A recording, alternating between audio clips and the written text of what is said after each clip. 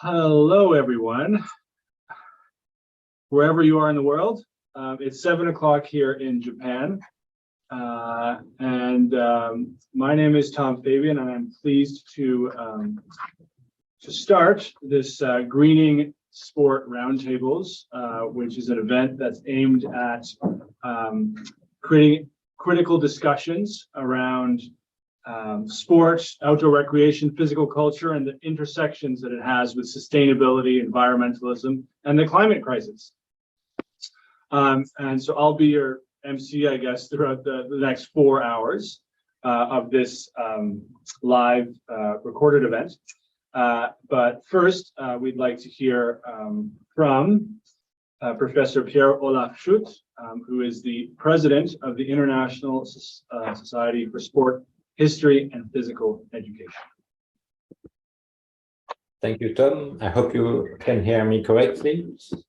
So it's a pleasure to be with you today, and because this is the first project that Icsspe'S can lead with the support of Icsspe'S. So it's important to mention the financial support of the Icsspe'S, so the International Council of Sports Sciences and Physical Education, who give us funds for this 2 years program. So this is a research project, and this is the first event of the research project that we started only this year. And I want to thank especially Professor Keiko Ikeda from Sapporo and Hokkaido University, because she was the leader of the project, and she built this project in the continuity of work started about this topic of sustainability in sport in Hokkaido University. And also I wanted to highlight and to thank her for her effort to gather all the young scholar in this event, an international young scholar, and we will meet a part of this team today with Tom, Dario, Dale, and Yaron, who are already connected. And I think it's a very good initiative to have firstly this collective project and an international team, and I'm very proud that Icsspe'S can help to make people connected to build this team, this research team, and especially this initiative with young scholars is of course the best way to do it. So I want to thank especially Keiko, and also to host this event, even if it's partly online. And also, of course, I want to thank Tom for this great effort for the organization of this event, and his support with his network of scholars from all over the world. And that's why we will have a very interesting and fascinating program. And I hope we will have, I know that we will have a very interesting discussions. So I don't want to be too long, and I want just to thank all these organizers, but also, of course, all the participants, the people who will present their work, and also the people who will hear and ask some questions.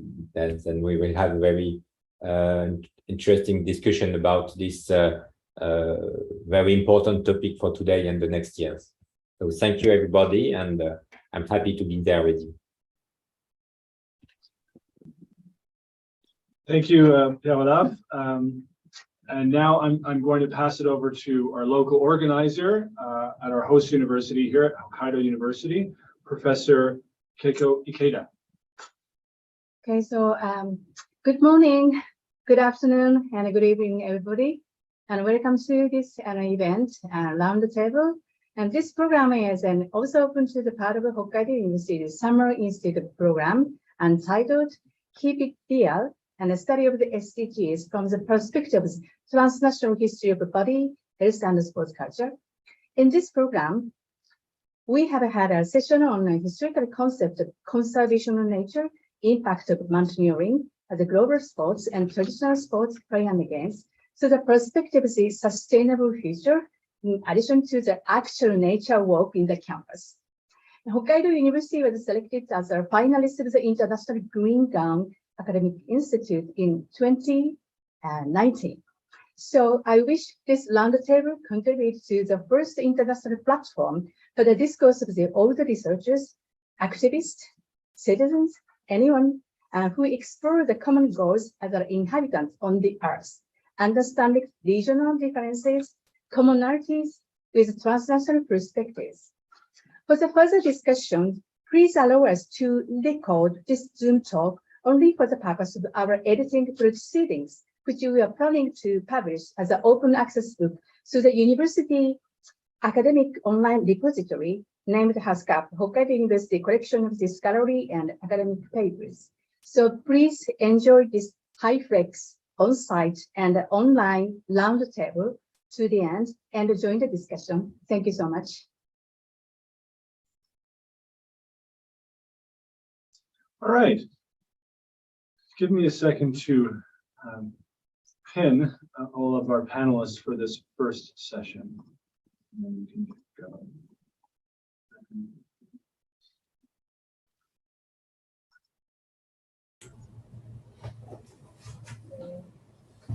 Okay. Hello and welcome to this first session of the Greening Sport Roundtables. For this first session, entitled Playing in Nature, we will be discussing the connections between traditional games and the environment. Once again, my name is Tom Fabian, and I am recently a postdoctoral fellow with the University of Queensland. And my area of focus, like many of the people that have joined us, is traditional game studies. So I'm very excited to be talking about traditional games today with this group. So joining me are Dale Whitfield, a doctoral candidate at our host institution, Hokkaido University. His work focuses on education and the modernization of football games in Japan, from Kemari to modern soccer. Next, we have Dario Nardini, who is an anthropologist and postdoctoral fellow at the University of Pisa in Italy. He has done much work on the game of Calcio Fiorentino, as well as Breton wrestling. Our third panelist is Rafael Luchoro Paria, who is a doctoral student at the National Institute of Physical Education of Catalonia, part of the University of Lleida, one of the leading centers for traditional game studies. He's also the Deputy Secretary General of the European Association of Traditional Sports and Games and responsible for the traditional Canarian games in the city of Telde on the Canary Islands. And last but not least, we are joined by Harko Brown, a Maori cultural educator and traditional games consultant in Aotearoa, New Zealand. Apart from his work on reviving the ball game of Kiorahi and incorporating natural materials in Maori playgrounds, he is the author of 5 books on Maori traditional games. So welcome to you all. Now, before we begin, let me lay out 3 ground rules that I mentioned to you before, but I think it will help everybody who's participating. First, I wanted to remind you all that this should be an open discussion among peers. So if you have something to respond to the direct discussion, please raise your hand in Zoom, and then I can sort of refer to whoever's next or whoever wants to speak next. But if you want to talk about something a bit tangential and you want to go off in a different direction, totally fine, but maybe write it in the chat, and then I can come to it once the discussion has come to a close. So number 2, although I will prompt with general questions throughout, I will try to keep us to about 40-45 minutes of conversation. And so I want to keep the conversations moving as well. And lastly, if the audience has any questions or comments to add to the conversation, then please type them in the chat box, and I will try to refer to them as well and sort of bring them in. So without further ado, I'd like to get to our first question, and I'm going to get Dale to just start the conversation off, and then whoever else wants to pop in by all means. So tell us a little bit about your research on traditional games and how it relates to nature, environmentalism, and the green movement. So unfortunately, my co-researcher, Koyara, is not able to be here today, and the project that I'm going to talk about is primarily kind of done by him. So I'm kind of flying a little bit solo on this, and I'm going to try and do my best to kind of get across the main kind of perspectives that's required. But in main, Kamari, as we kind of think about it as traditional Japanese culture, we generally think of highly ceremonial, which very much to festivals and the ceremonial dress and this kind of court game. following formal kind of codification in the 12th, 13th century. However, the traditional roots of the game have been generally played amongst nature, in fields with trees and things. And what Koya's project is very much about is that identifying and reviving a form of Kemari that was enjoyed not by court nobles, but by the common people, which is close to the original format of the game, well, within nature. So, Thank you. Who would like to jump in here? Harko, I believe you're unmuted, so why don't you go next? Why don't you tell us a little bit about, your interest in traditional games and how it's connected to nature? I know you have a lot to say here, but. Kia ora. Welcome and thanks for the invite. Very privileged from our little island here in the South Pacific to be involved in a forum like this. Traditional games are gaining a lot of traction in education and health, and there's a few of us that are doing a bit of research. I only got to master stage. I decided to go teaching in the real world rather than carry on with the doctorate, but I'm working on a doctorate at the moment, just part-time. So I'm from New Zealand, and we are really interested here in connecting with other entities around the world, traditional games entities, because we think it's a thing that will help peace globally and also help in health for people and for the environment. So I'm very privileged to be here with you and keen to learn a lot tonight. So thanks very much, Tom, for the invite. Cheers, everyone. Thanks, Harko. Dario, why don't you tell us next a little bit about your research in traditional games and how it's connected to nature? Yes, thank you very much, Tom. It is a pleasure to be here today to talk about this very interesting topic. Me and Tom are inquiring us a lot about this topic especially during the next few months, and we really think it's a relevant and contemporary topic that is important to explore from many disciplines, I would say. So from history of sports and physical activities, from the history of the body, from cultural anthropology as well, and probably also from a sociological perspective, I would say. And look, I'm just back yesterday night from a trip around Portugal, and it was a surfing trip. And so I had a lot of empirical experience in this last trip about the relationship between sports and physical activities and play and nature.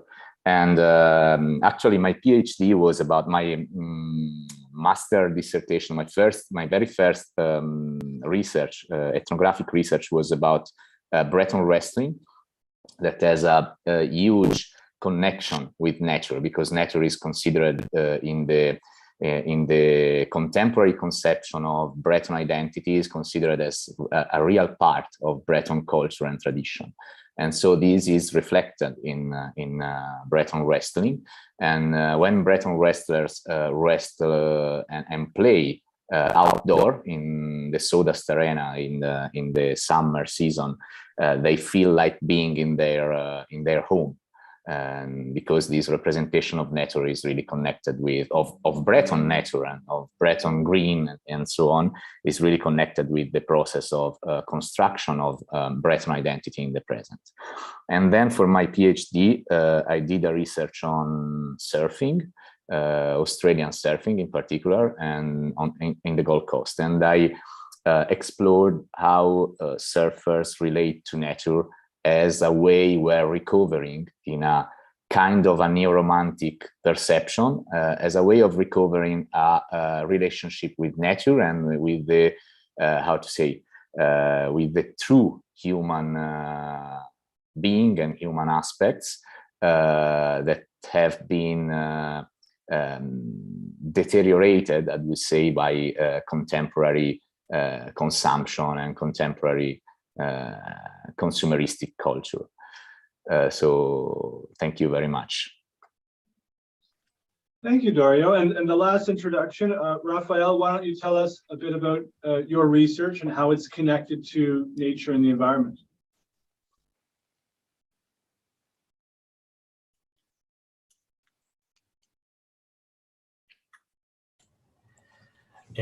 Hola, muy buenas tardes. Mi nombre es Rafael Luchoro. Soy especialista en juegos y deportes tradicionales de las Islas Canarias. Hello, good afternoon. My name is Rafael Lucero Parrilla. I'm a specialist of traditional games. Mi tesis o mi estudio de investigación son los objetos de juego en cualquier uso que realizaban los niños y niñas en los juegos infantiles tradicionales de Canarias. My thesis goes about the materials and the objects that the children use in the traditional games in Canary Islands.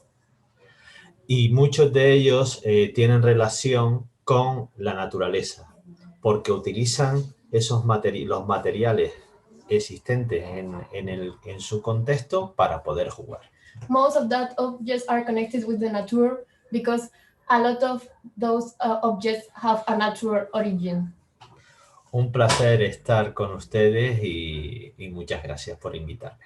A pleasure to be here and thank you very much to the invitation. Thank you very much, Rafael, for joining us, and thank you to your daughter for translating. So just moving on with the sort of first conversational question, I'm going to start with Dario. So Dario, please start this conversation off, and then anybody can jump in here. But this is a bit more philosophical, I guess, but what do you consider to be the nature of play, and what is the importance of nature in play? Okay, thank you, Tom. And Why We Play is the title of a book that has been recently translated in English from the French anthropologist Roberta Maillon. And despite the mole of literature on play in the field of social sciences and the humanities, I think this question is still relevant. And especially in a society where every human action or behavior seems to be based on economic rationalistic logics and imperatives, and especially in a society that is really worried about the future of our planet. And Hamayon's query immediately pushes us to wonder if play is natural or if it is universal. A universal human activity.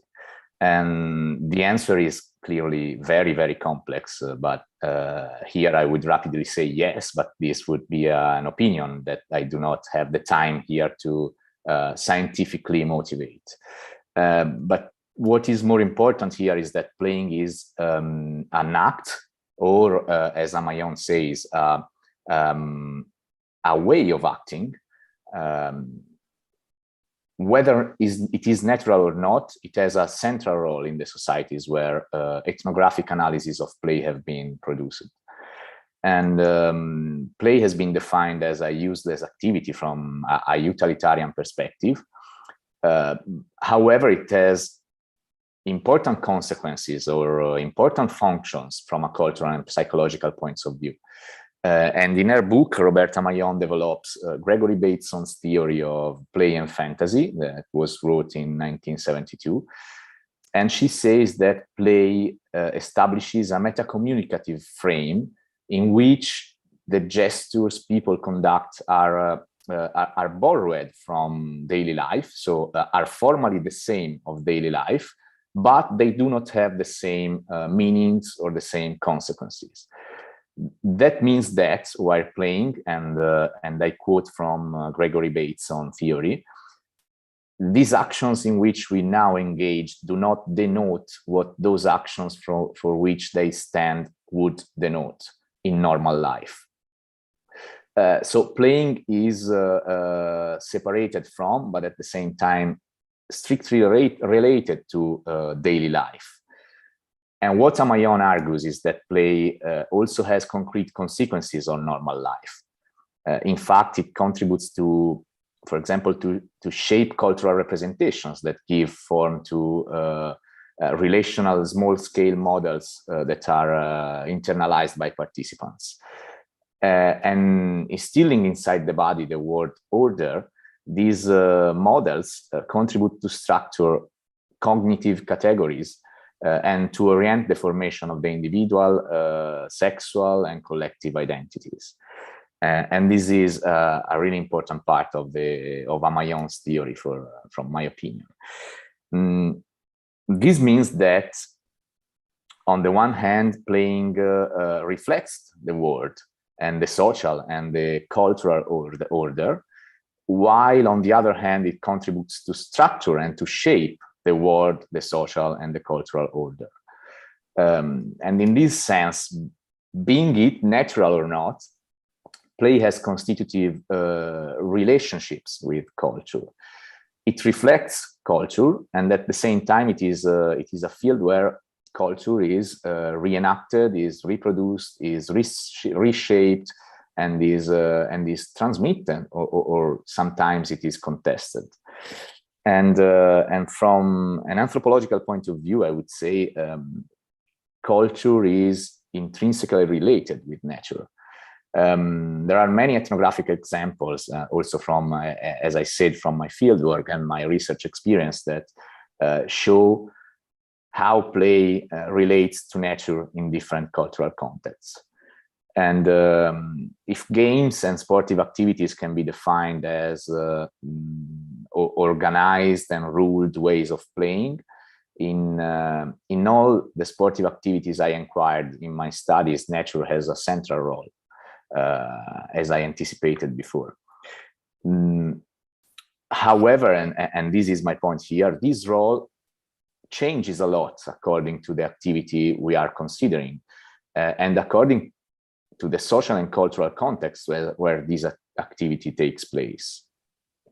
For example, I do not know, Tom, how much time I have for the reply. If I have some more time, I can continue with a couple of ethnographic what I'd examples. like to do, I'd like to maybe throw it to somebody else, and then we can always Yes. come back to it, right? Perfect. Okay. Cool. Now, thank you. Do that. Let's do that. So I don't know who else wants to jump in here on the idea of why is it important to play in nature? Why is nature important to play? How are those two things connected?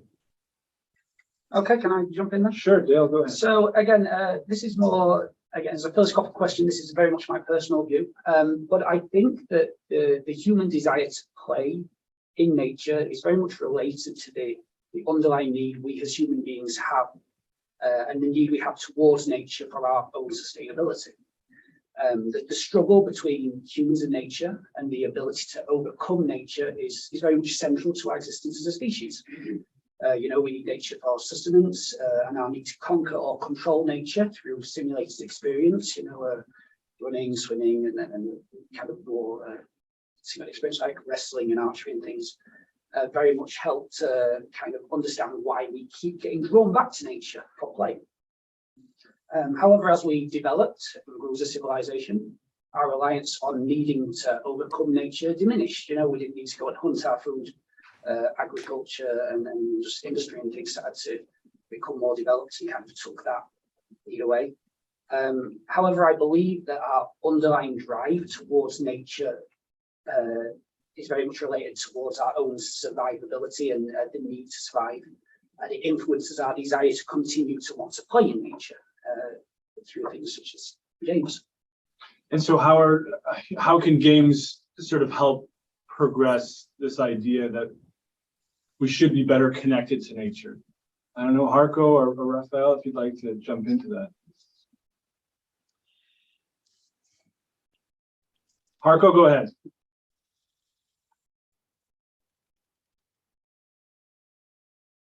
Harko, do you want to try to tell us a little bit about how games can help us get more connected? Please, I'm curious. So,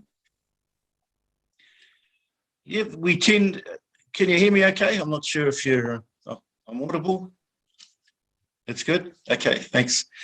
I think with Māori, we tend to believe in a thing called iro tākaro, where everyone has natural movement within them when they're in the womb and when they get out of the womb. We had tohunga learned people that would study the movements of children and actually develop games from their natural movements. So ira tākaro is quite a rich thing we have culturally, where games would derive from the actual movements of the children, and it would be like a learning curve that would carry on for the rest of their life. So they were actually trying to enhance the learning through gameplay. And researchers that come here always say that play cannot be separated in any type of Māori society, which is part of life and everything. Whether it was a funeral, whether you're eating, whether you're communicating, play was always a part of every part of your life. And Māori here have a lot of rituals that connect us immediately with the environment. We have rituals to do with bird life.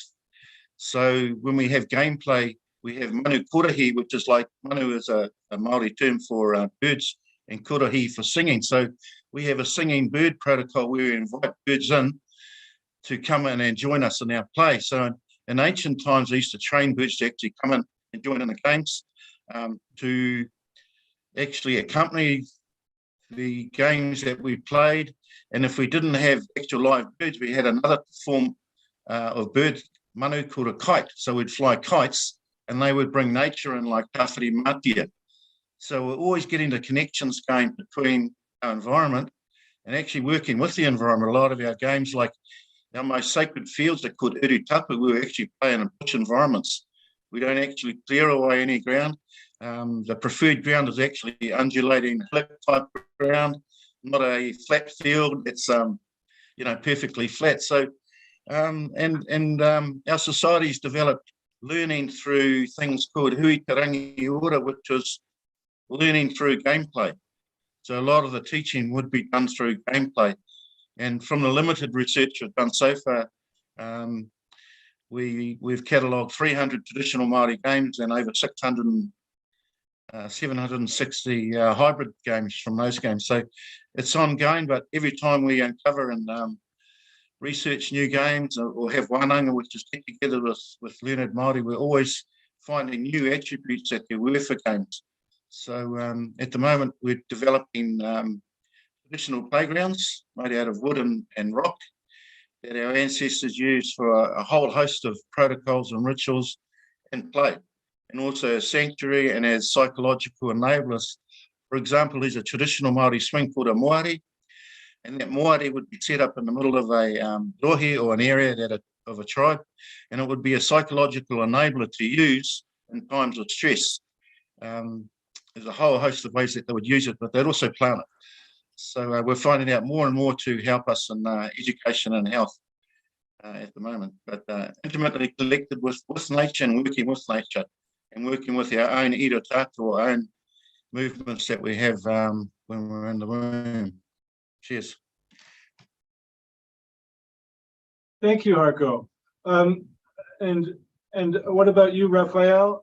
What's your thought on this idea of incorporating nature in play? And I know that you work with particular games and discuss equipment that comes from nature. So yeah, if you could speak to that or how that actually helps, the process of being more aware of nature, that'd be great.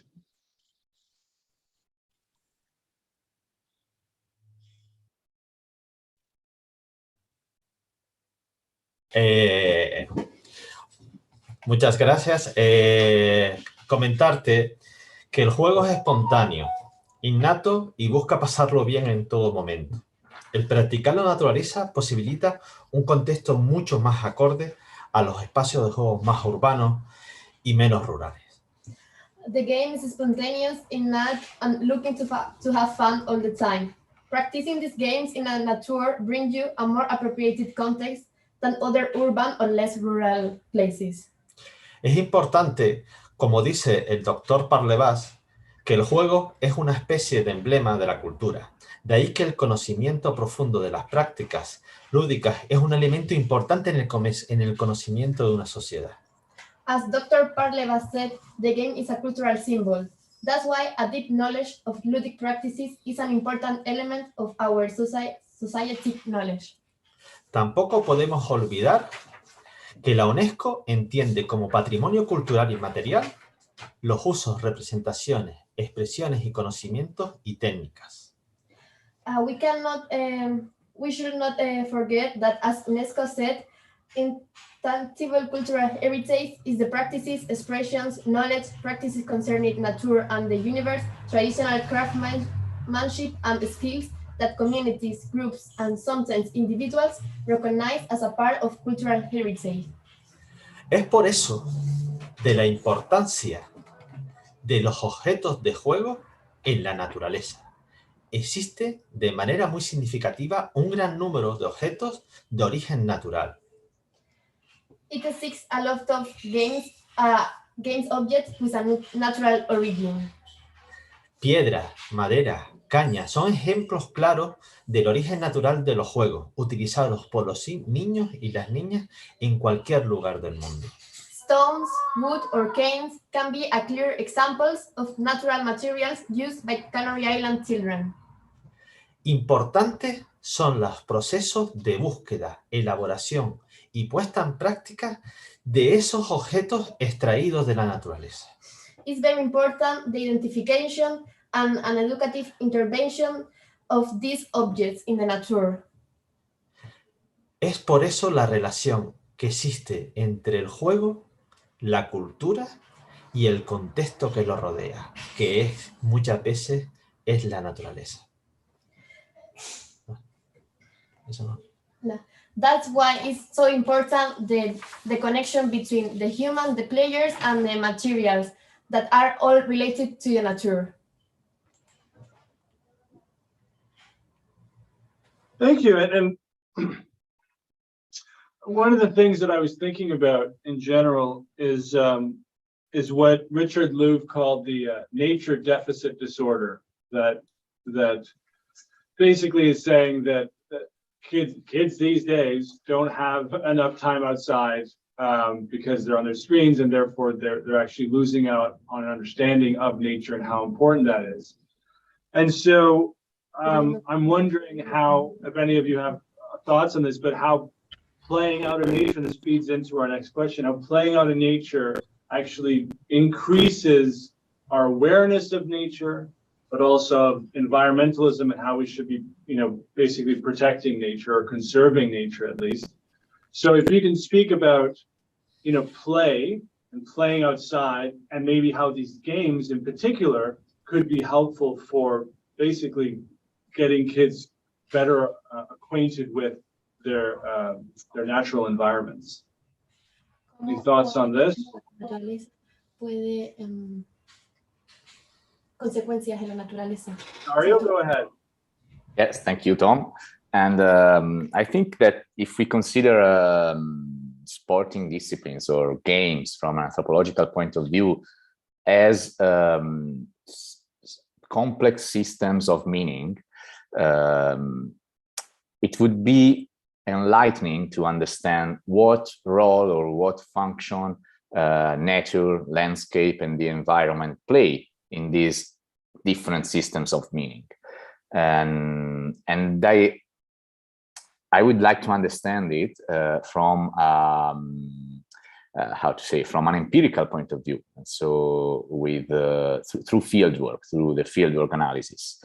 And so I don't know if play is naturally connected with nature, but from a point of view, it is important to recognize that in many empirical organized ways of playing, nature has a central role. And probably, and I think, and this is my response to this question, probably understanding the specific role or the specific function that nature acquires in different games or sporting contexts and activities can help us to elaborate some more informed strategies of enhancing environmental sensibilities through sporting participation, for example, or through games participation, and to counter probably what Richard Louv refers to as nature deficit disorder. Thank you. And Raphael, I think you were talking about this in your previous response, but how do traditional games fit into this back to nature movement that we're maybe seeing right now in a post-pandemic or even currently pandemic environment, how can these games fit into that wanting to be back outside?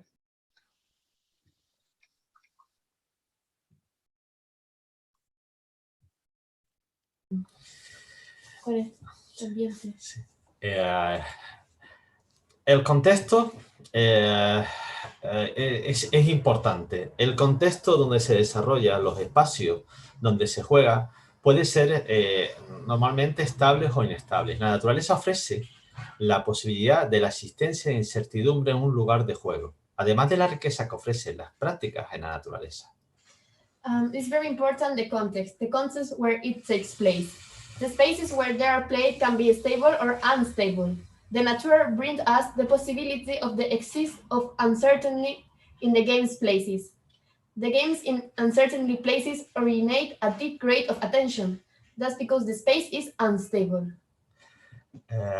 Los juegos en espacios con incertidumbre originan un alto grado de concentración y atención, al no existir un espacio fijo, sino variable. Juegos de carrera, con carros de madera o algún tipo de actividad con barcas en los ríos son ejemplos claros de este tipo de actividad.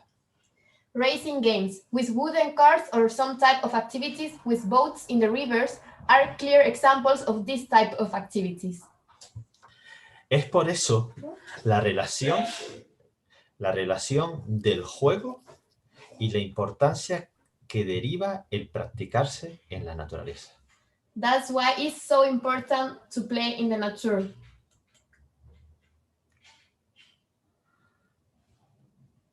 Thank you. And Harko, I was thinking about you for this next question about traditional games and being in green space or blue space, in the water. So how do these outdoor games, give us a sense of belonging to nature? You know what I mean? I feel like you've written about this and you could speak to this, but how do these games in these very particular places give us a sense of belonging to nature? Yeah, in New Zealand here, Aotearoa New Zealand, Māori culture, we get to know the plants that we get our resources from quite intimately. So we'll go along and mihi or talk to our plants and give a prayer to the atua, and we'll harvest the plants knowing that we won't over harvest it. The idea is that we make them sustainable, and most of the plants that we use for our games artifacts, we know of 200 that we use at the moment, 200 artifacts of play. These artifacts come from trees like tikoka, otherwise known as a cabbage tree. And if you cut a branch off a tikoka tree, immediately new leaves start to shape in some area, sprout up on some other area of the tree. We have games that utilize the sea, the ocean. So again, it's an atua for that. So for example, we fights underwater. And the atua is tangaroa, the entity that we thank for the ability, to get food. It's an atua that we respect and we give a mihi to or thanks to. So flying kites is one of our historical games that we use to initiate, especially youth, into water areas, so that they feel at home and comfortable and able to traverse streams and feel safe in oceans. It's about building up resilience within nature, because we know nature is unpredictable. So the more times you can interact, say at height, collecting food was a really important thing. It would have skyways called kōkapa that will connect treetops. So a lot of games we've played at lower levels called whakamanawa to build up resilience and skill for activities we do later on, like food gathering at height. So a lot of the games, you have to get to know nature and the vagaries or the way that nature might come at you to build up your resilience.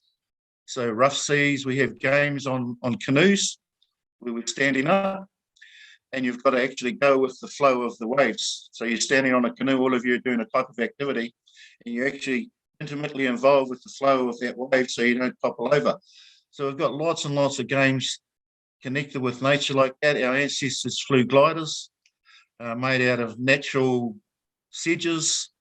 So that was also to get an intimate knowledge of the winds.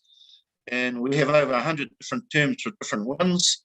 We have over 150 terms for different types of precipitation, water, snow, etc. And that reflects in the way we play. For example, there's a tribe, Tūwharetua, and when it snows, the first missionaries here were quite amazed because Māori children would run out into the snow. You know, it's quite cold, and they couldn't understand why Māori children did this. And the reason they do it is because they believe that the mountain upon which they live is an ancestor, and when it snows, that's the ancestor's children. And children will go and play with other children. It's just a natural thing. So all the children run out into the snow to play with this entity that's regarded as an ancestor. So we've got a lot of interconnections with nature here that are really put up. We call it whanaungatanga and awhitanga, where we help each other. We try to put in a big effort with nature, and the idea is we're working collaboratively throughout our lives together. So it's never man has dominion over nature. It's we are always working with nature, and to show that with our children, we have lots and lots of games to show how you can work in with nature and how you can benefit from that. Kia ora. Thank you, Harko. Those are great examples, And some of those examples, you know, you can really imagine kids running out into the snow or whatever and playing in these environments. And so I really appreciate the way you sort of put that out there. The kind of jumping off this, it seems like in New Zealand, it may be a little bit of a different situation. Well, obviously it's a different situation than in other parts of the world when it comes to traditional games. And some of these games have really been sort of revived in festival type environments. And so I wanted to throw this one to you, Dale, because you look at Kamari, and Kamari has become one of these games. It's very much turned into sort of a cultural heritage spectacle.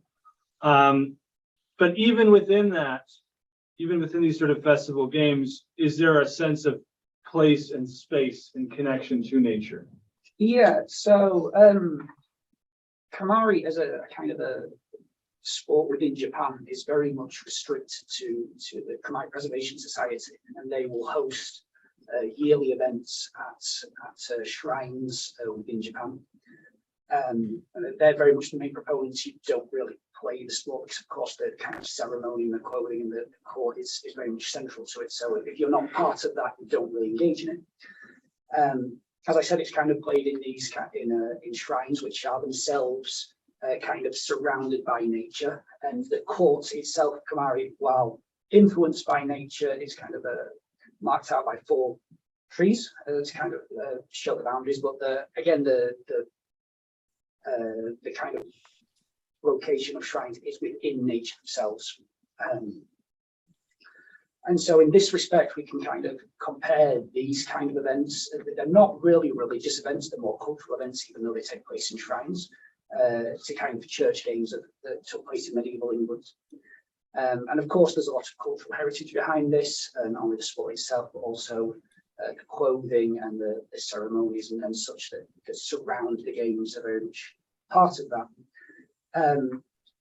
And one of the key things of this is, of course, if you're not part of the society, you don't play the game, but it does draw spectators. And based on the location of where these festivals and things take place, it very much draws people into nature, not as participants, but as observers, of those who want to observe traditional games and traditional Japanese culture.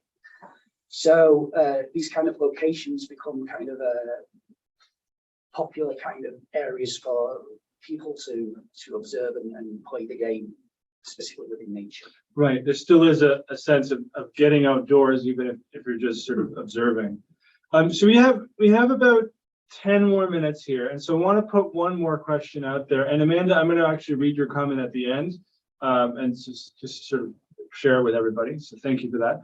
And this last one, we talked a lot about environmental awareness or sensibility through these games. And I know that Harko's work and Raphael's work especially really looks at the tools that are used that are from natural sort of elements. I think this might be a controversial question for this overall forum, but I think we're getting the sense that traditional games are inherently green, as they say. But can we sort of look at traditional games as a better way of getting involved in the green movement than potentially through the modern sport pathway? And I'm not sure if other panels will agree with this, but I would really like to get your sense and sort of compare where traditional games fit, you know, in comparison to the modern sport forms there are in the environmental movement. And by participating through it, are we maybe more environmental? I don't know. So why don't we start with you, Harko, for this one? Yeah, it's a good one. Yeah, we tend not to push any type of agenda. We just get people involved and interested in looking at the plants and trees that we use and the environments and talking about them and all the different terminologies that we have for things like clouds and rain and water and dirt, all the different dirts we have. You sort of end up, everyone's sort of doing green, like you'll have children coming up to you and just been suddenly realizing that they're actually helping Mother Earth, and they'll come up to you and say, Matua, we're helping Papatūānuku. I'm so proud to be doing this. So they'll be playing games, traditional games, using traditional implements of play. We call them aro tākaro. And it's just adorning when we do our reflections is that, by golly, we are doing something amazing here. By playing games, we are helping our environment. So that's really, you know, that's like that teachable moment thing. It's like, wow, they're getting it. So we don't actually push that agenda, but that is in the back of our minds is the fact that traditional games and everything involved with it is about, you know, looking after Mother Nature and enhancing our world and not trying to rely. We actually use nothing that's got steel, plastic, or rubber in it. That applies with our playgrounds and our artifacts of play and the fields of play that we're on. Yeah, it's just a realization, and we're very happy to be part of the, you know, the green movement, if you like. But from an angle that gets people intimately involved with doing it and trying to sustain that in our community. So we've had, you know, pretty good success with that, and there is a bit of a movement now here with our councils who sort of do all the builds for our towns and cities. We actually integrate a lot more mara hupara, which is sort of our natural playgrounds. There's over 60 different artifacts of play in those. So, you know, it's a great honour and privilege to be involved with this, the greening movement through our traditional Māori games. So I'm sure we all sort of feel on the same page. So thanks for that. Yeah, it does seem, especially with the work that you're doing with games and Raphael as well, it seems that because of the environment, like the play fields and the tools that you're using, they're inherently environmental, or at least, you know, green, you know, as you say. What about you, Raphael? How do you think traditional games could sort of benefit the environmental movement?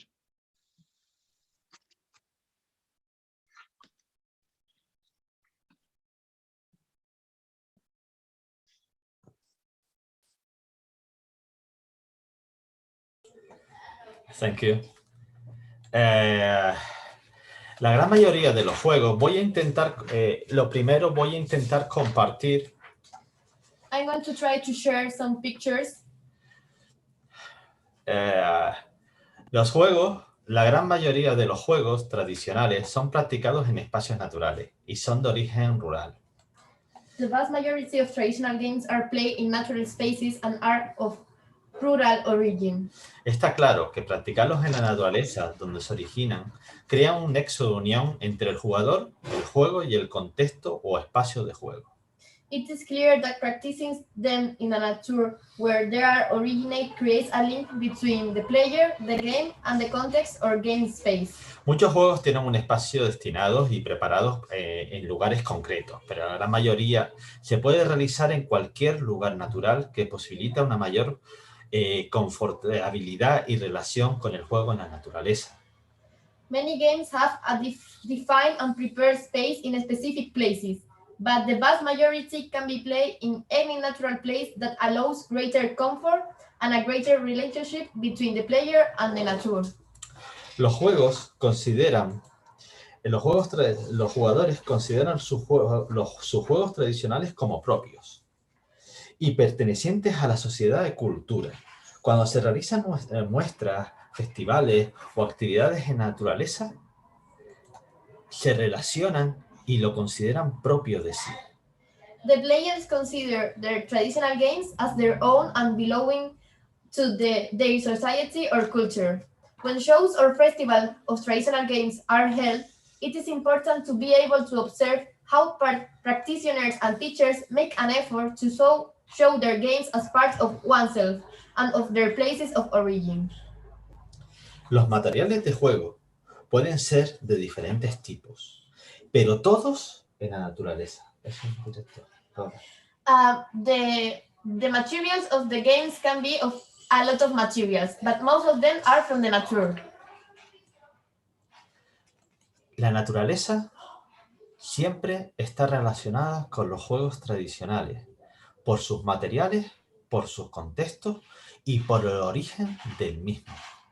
The traditional games are close related with the nature because of the material, because of the play, or because of the context. Muchas gracias. Thank you. Thank you very much for that. Those are great visuals. I really appreciate it. So we're running a little bit out of time, but I do want Dario to take maybe a last crack at this question of how traditional games can really benefit the environmental movement or participation in them, and whether that even matters. So your thoughts on that would be great, and then I'll sum up afterwards. Yes. Thank you, Tom. And as an anthropologist, how to say, I'm not sure if traditional games are everywhere and every time inherently green, but they become, as I said, according to the system of meaning that they build in the present. Because I think that when we explore traditional games, we need to understand that, especially in the present, especially in European society, for example, or in Western societies, traditional games are more a choice, that's something that simply comes from the past. And so you have different choices in the present. You can do modern sport, you can do football, you can do judo, you can do different kind of sports, of modern sports. But you can also do, for example, Breton wrestling, which is considered as a traditional games, I would say, a traditional version also of different martial arts. And this choice is really important, because choosing to do a traditional games, you choose to adopt and to accept and to perform this system of meaning that made the traditional games, that accompany the traditional games and activities. Because you introduced, Tom, in the questions, Marcel Mauss' concept of body techniques. And I think this is a really important key to understand traditional games, because it tells us that the way we play and the ways we do different kind of activities, even if they are really similar, are different for the interpretation we give to these activities, according to the culture and to the society in which we play this kind of activity. For example, for me, in my ethnographic experience in Brittany, I was a judoka, a judo player, and for me, Guren, the Breton wrestling, has a lot to do, a lot of point in common, especially from a formal point of view, with judo. So some techniques are exactly the same, and I was astonished on the way that people from Brittany interpreted in a very different way from judo players, the same activities. So the same gestures in judo or in Breton wrestling had very different meanings and very different consequences. And this is really important because, as I said before, we have to understand how the same gestures acquires different meanings and different senses in different sporting contexts to understand the relevance of nature in these different contexts. And so the green aspects of traditional games, for me, for my opinion, have to be inquired from an empirical point of view in the different contexts where traditional games are carried out. Thank you, Dario. I appreciate that. I really like you bringing it back to the bodily movements. I remember, I know Harko also mentioned about how, you're moving in the womb before you even come out, and how much meaning making there is in movement. And that brings us very nicely to Amanda's comment here in the comment box. And so I'm going to read it out because Amanda Schumann, thank you for commenting, because it'll connect to something a bit later too. So a good point on the Richard Louv nature deficit disorder connection. This is a comment.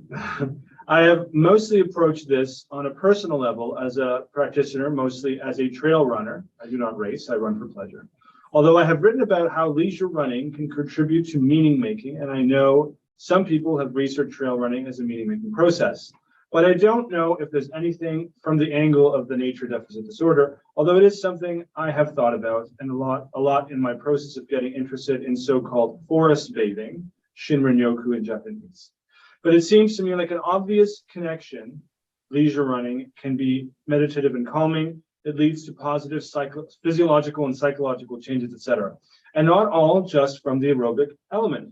There is something about this form of play in nature that inspires joy and awe in the same way other activities might, like children in forest kindergartens, playing outside all day, climbing trees, playing tag, etc. And then she commented on how much she enjoyed the materials. I wanted to comment here quickly about how one of our moderators in 2 sessions from now, Dave Cudworth, who is here with us today, actually researches forest schools, and so it'd be interesting to weave that into the conversation down the line. But it's very, very interesting. This is education through the forest or through the outdoors, and I know that you are all proponents of that, and Harko, you mentioned that as well. So I think that's a sort of really interesting point that we'll come back to. Before I sort of sum up this session, does anybody have any questions? Whether it's any of the panelists, to the rest of the panel, or anybody in the audience that would like to write into the chat box. We have a couple of minutes because we delayed this first one, and I think we're still waiting for a panelist from the next session anyway. So if anybody has any questions, by all means, and if not, I can sum up. So we'll give it a second.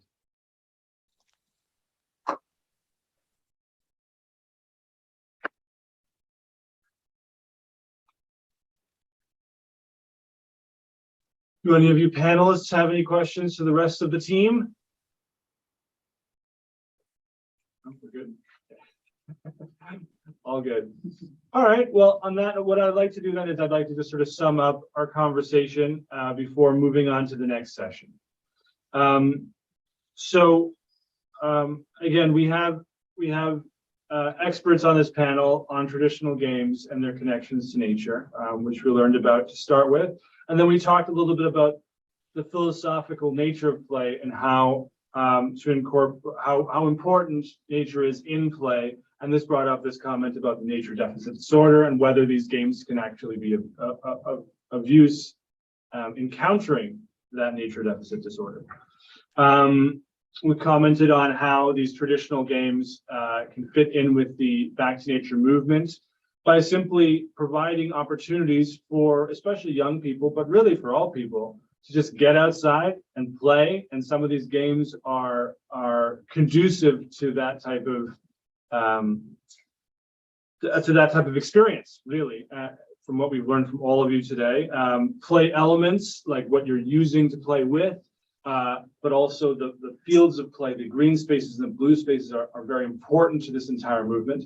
And then finally, I like Dario's last comment there, linking it back to this idea of bodily movements in certain spaces, these embodied movements, really, and how we move differently in different environments. And I think we'll get to that in some of the later sessions too, which will be really interesting, because at the end of the day, what connects all of our sessions today is this idea of bodily movement. And so I think this is a really good place to start. And so for the next 3 hours, we're going to be talking about what we call mountain activities, mountain sports. We're going to be talking about physical culture, and then we're going to have our last session on modern sport. So I think this is a good sort of starting point for the rest of them. So thank you very much, all of you, for joining us today. I hope you stay on for the rest of the panel. I know for Harco it's very late, so you might just go back to bed. That's okay. But for the rest of you, I'd like to say thank you very much for joining us for this first session. And I'm going to take just a couple minute break and set up the screen for the next group. Thank you.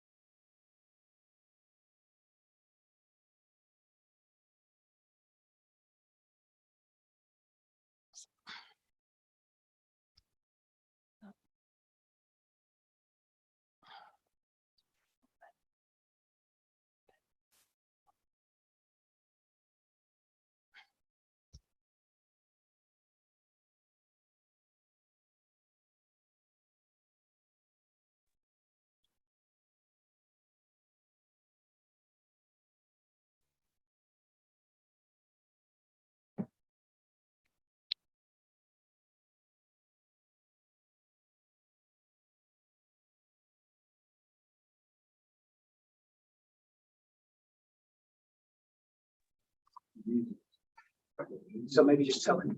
I think we're on. So yeah, we will start immediately. So I'm just going to introduce the session. Well, I'll let you introduce the session, Jarolav, so you can start when you want, and please feel free. You have the ability to mute and unmute as you keep going. Thank you. Okay, thank you, Tom. I was wondering if we start immediately, if there is a short break, but let's start with this second session of the round table. So I'm very happy to introduce and moderate this session. And I think we will have a very complementarity with the first session, because with the traditional games, we have some activities which take place in the nature.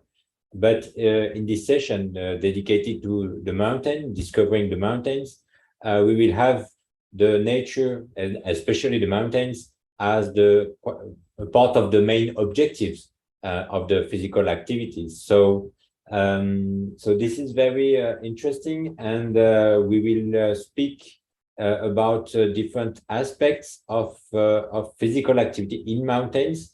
So, of course, everybody think about alpinism or skiing, which will be probably the most important activity that we will speak about.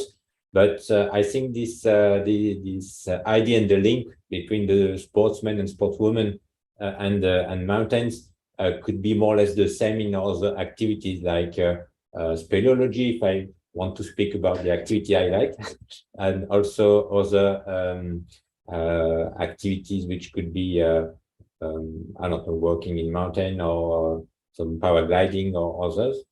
And for this session, we will discuss about different aspects, because the mountains are quite specific, because it's quite difficult, a wood environment, quite fragile, and in the same times quite dangerous also for activity, for human activities in general, and for sportsmen and women too. So it's very important, and it was one of the first expectation of the the people who discovered the mountain. If I can go back to the 19th century, we have a lot of scientists who come in the mountains, like the botanists or the people who are involved in glaciers. And in the same time, we have the first sportsmen, especially mountaineers, alpinists who are both in the same time scientists and also sportsmen. And we have a part of scientific discipline which are also born with the alpinist. I was thinking especially with about glaciology and also the close links between the Alpine Club and the geographical societies. So we have a very interesting environment with both this idea of discovering the mountain, how to know the mountain, how what are the risks and how we can understand them, and of course the idea of practicing sport in this specific area with different and also new activities time after time, and of course with the success of all these physical activities, there is some we have to face some problem about preservation and also the difficulty to balance the commercial development of sport tourism and the environment, the natural environment who allow us to practice all these physical activities. So of course, mountains are also a great place to watch quite clearly, maybe so clearly, the climate changes, and especially the elevation of the temperature, the loss of the glaciers every year. And you probably also one time or more the picture, some of the picture made by the mountaineers and the alpinists in the beginning of the century, and 1 century later, how the glaciers are so small in comparison. So I wanted to introduce, not to be too long, but to let I'm seeing if Natalie is joining us, but I will try to start with introducing the panelists. And firstly, so I want to introduce Carol Osborne from the University of Huddersfield in the United Kingdom. And so Carol, you probably all know his great book about women in sports, and which is not completely dedicated to mountain, but of course it's a great part of her work about gender studies and sports. But the most important for us today is the work done by Carol about climbers, and especially women English climbers. This is her most important contribution to the history of mountain sports.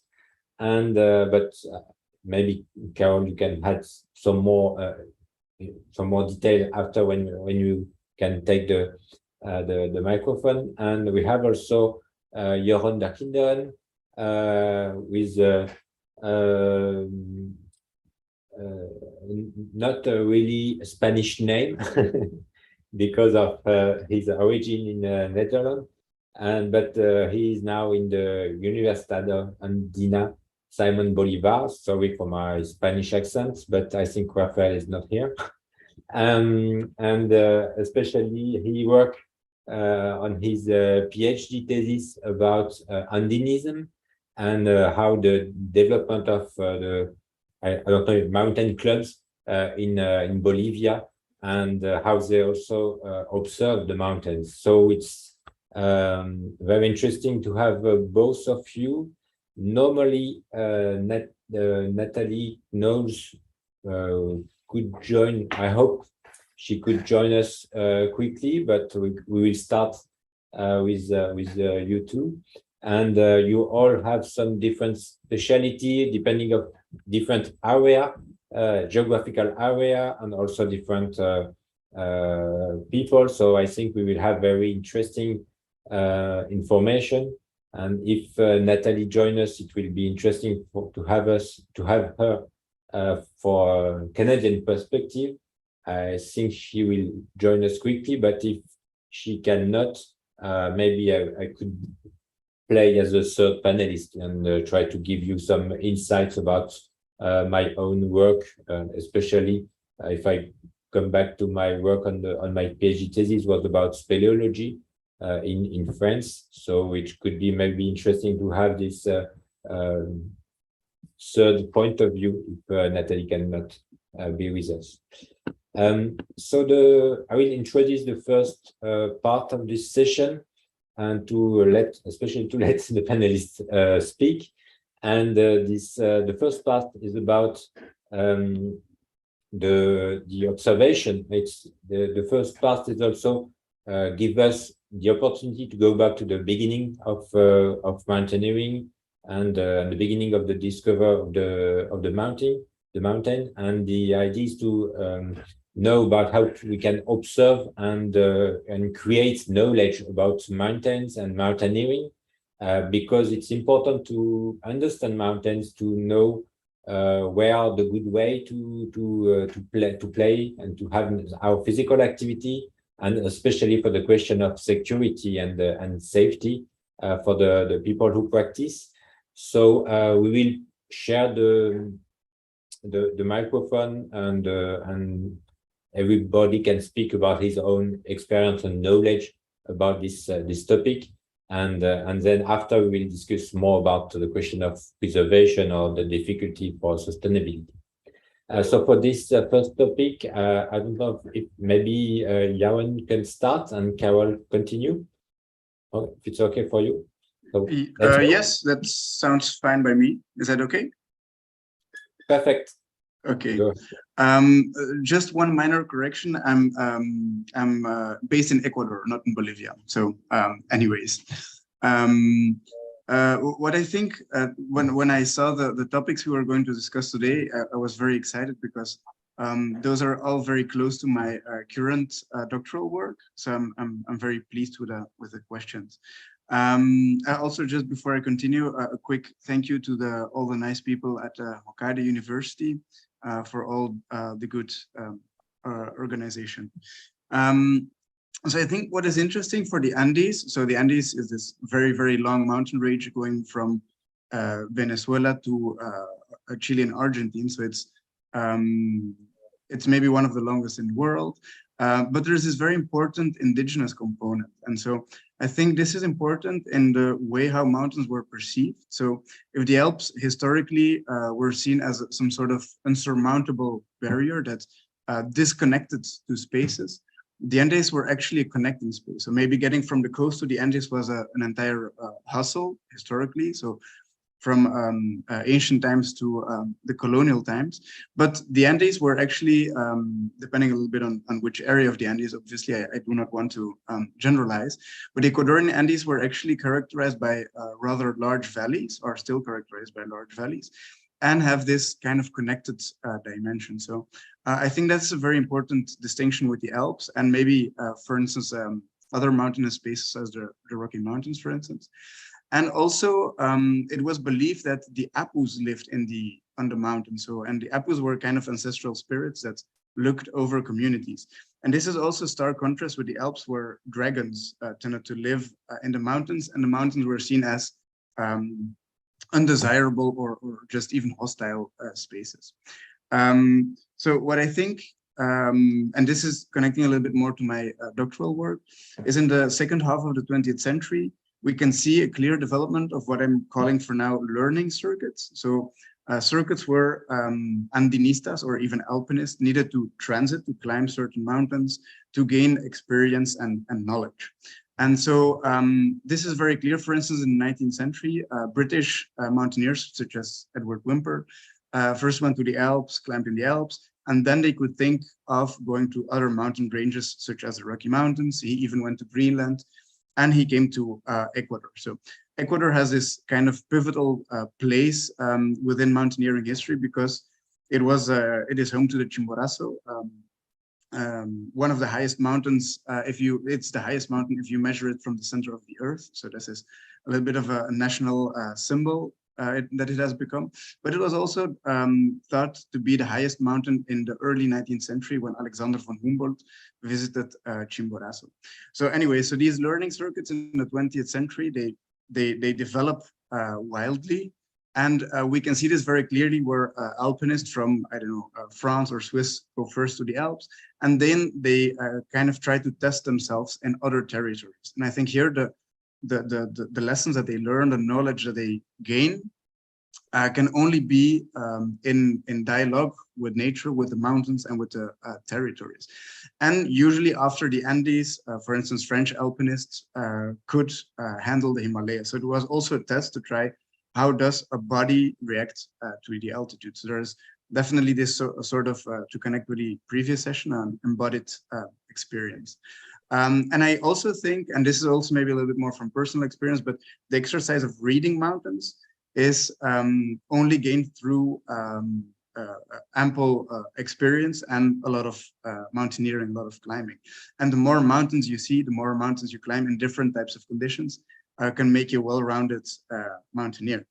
And I think in that sense, if we take into account these type of circuits or these connected spaces that are the Alps, the Andes, the Rocky Mountains, the Japanese Alps as well, and the Himalayas, you can see that these learnings become very specific and very particular in a personal experience, I would say. So and here I think the discourses are very important to read. What does a mountaineer see in that sense? So and this is where, for instance, in Ecuador, we have this kind of, I would call them waves maybe, where mountaineers would see patriotic landscapes. So they would build it. They were actually some sort of building the Ecuadorian nation. At another point in time in the 1960s, mountaineers would rather be focused on the spiritual experience of going to the mountains and seeking this sort of seeking to get closer to God. So it was a very Catholic activity at a very particular point in time. And afterwards, it becomes a more technical activity. So where the learnings or the knowledge that is gained from these mountainous spaces is much more specific. So how vertical can a climb be? So if mountains were maybe first perceived as rather horizontal spaces, they became gradually more and more vertical. And the perception of what was vertical radically changed throughout the second half of the 20th century. And do I have time for one last point? Yeah. What I also think is very important for Andean mountaineering is that we have a very different layering, I would say, of spaces. So the ecological floors maybe. And so the glaciers start in Ecuador historically around 4,600. Now it's more 4,800, even 5,000. And so there's this space between, let's say, the inhabited valleys and the glacier that is called Páramo. So kind of highlands with small trees, grasses, and so on. And so these spaces needed to be transited very often with mules and with mule drivers, so with indigenous peoples. And so there's this kind of cross where Andinistas would learn a lot of their homelands through these connections. So ranging from high altitude medicine, for instance, certain types of plants, and even there would be some sort of symbolic appropriation. So of certain plants, like the Alps have the Edelweiss. In Ecuador, we have the Chuquiragua, which is kind of the symbol of the mountaineer. So, and it was also officially declared a symbol in 1953 in a magazine. So that is what I would say for this this first round. Thank you. Thank you very much. So, Carol, maybe you can continue and give another point of view about this topic.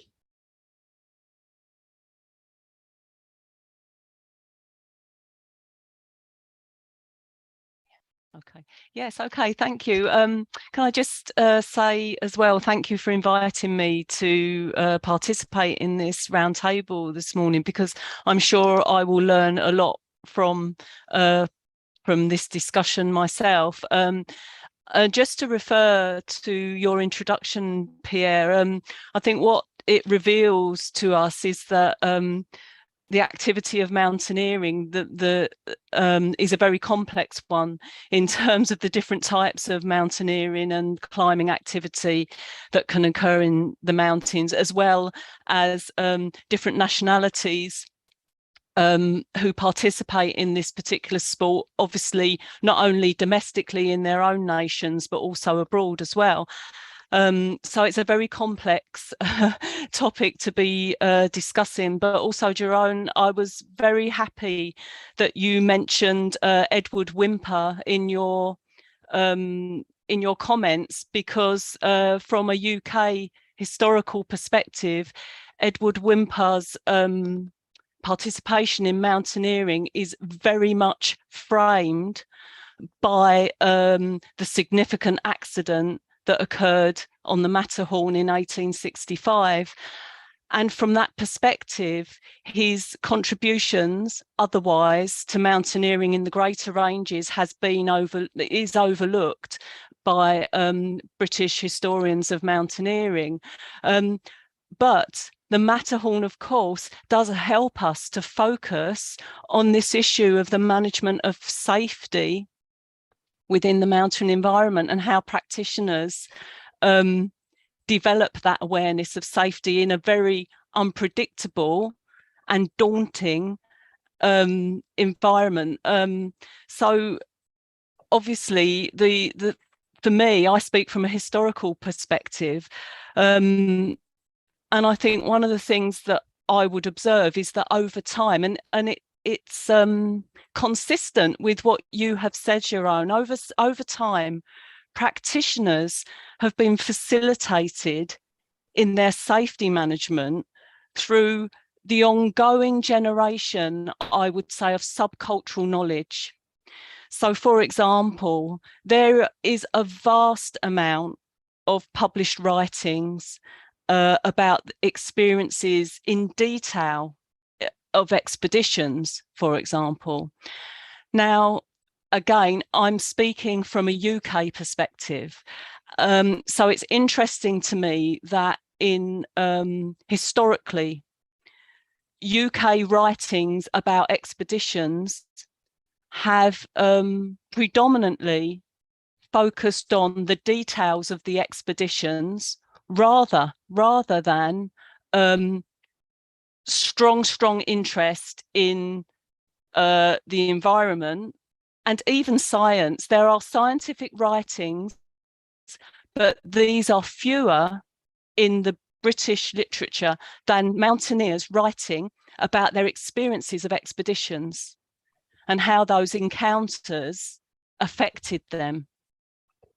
So, for example, you have a very famous mountaineer in the UK, Sir Leslie Stephen, who is an alpine pioneer, and he writes about Switzerland as the playground of Europe.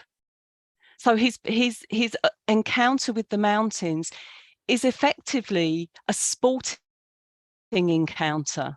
Of course, he is affected by his encounter with nature, but his writing about it is not, it's not scientific research. And there are many mountaineers in Britain from onwards from the Victorian period who write about their mountaineering experiences in this sense of challenge, the encounter with nature, but it's not scientific research.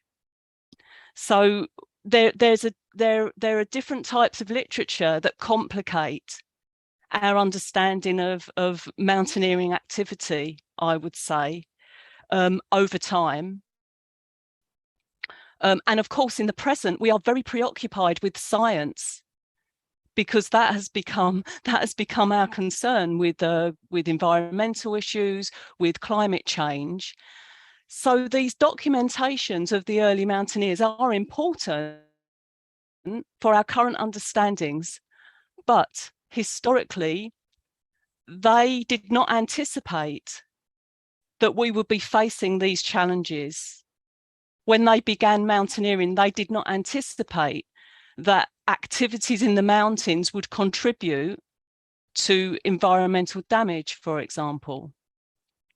So the historical perspective is a bit different, I think, to our contemporary concerns with what we understand and we know now.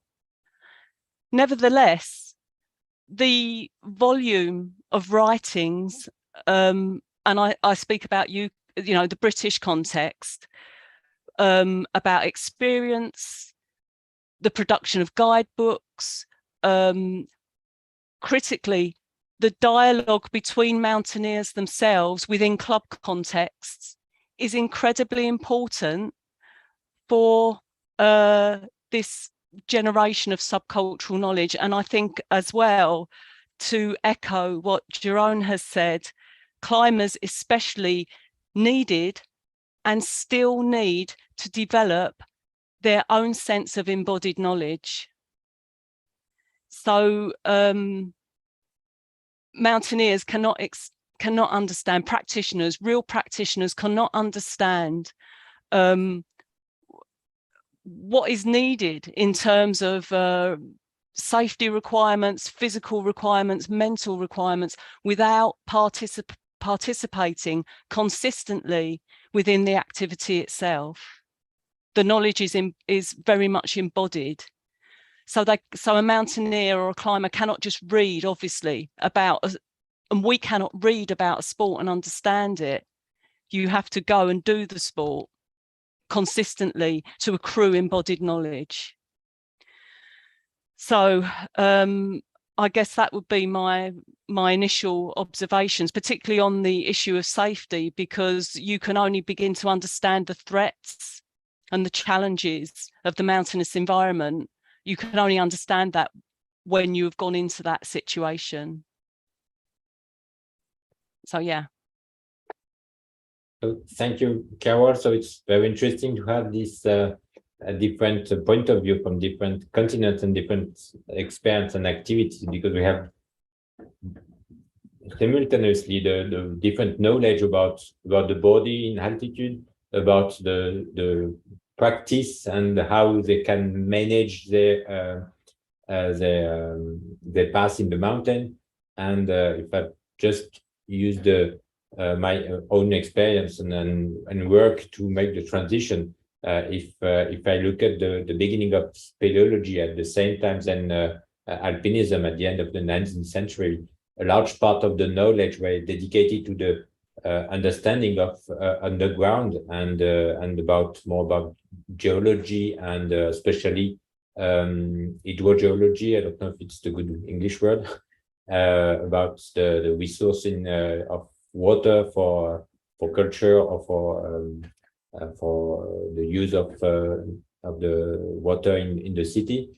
So we have this scientific knowledge which were very important, but not directly linked with the physical activity and the safety of the practitioner. So we have different way, and it's like Carol said, different way to practice, to be involved in mountain sports, and different issues and about this topic. But it was the question of the observing and knowing the mountain help us to go to the beginning of these physical activities, especially, but after, because of the success of these activities and more and more practitioners were in different and more different places.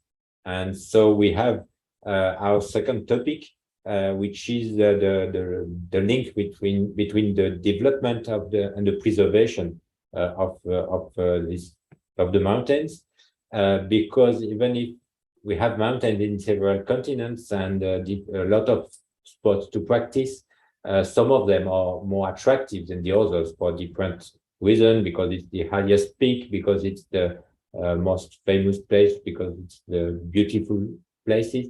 And so we have some concentration, and at the end, maybe too much people and some problems to appears about security, about environment and preservation. We have new example in August in France with the Mont Blanc, which were closed during several weeks for safety reasons. So this is very interesting, because in one hand we have the development of outdoor activities in mountains, and the other hand we have also the beginning of the preservation of the nature. And then just to give an example about the creation of national parks Firstly, the example of in United States with the all these park, which is the first was the Yellowstone, and after others, and the Yosemite, if we think about rock climbing spots and others. And this national park was also created in France and other countries after that. And the preservation has some rules and some very important spots were clearly forbidden. Sometimes for environmental reasons, sometimes for safety reasons. So we have now a tension between the idea of developing physical activity and to allowing everybody to practice this physical activity in mountains. But in the same time, if we want to continue to practice, we need to preserve the environment, and so we have sometimes some restriction, permanent or temporary. And sometimes some practitioners have to fight to save their liberty to practice in specific areas. So I let the panelists continue the discussion about this tension about development of the physical activity, the preservation of the mountain when we can practice, and how we can see that in different country and activities. So who want to start this topic? We can change or not, like you prefer. So maybe Carol can start now, and then Yaron continue.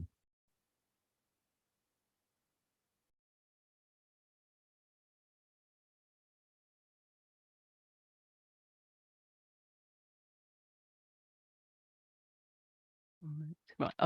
Okay. Yeah. Okay. Thank you. Yes.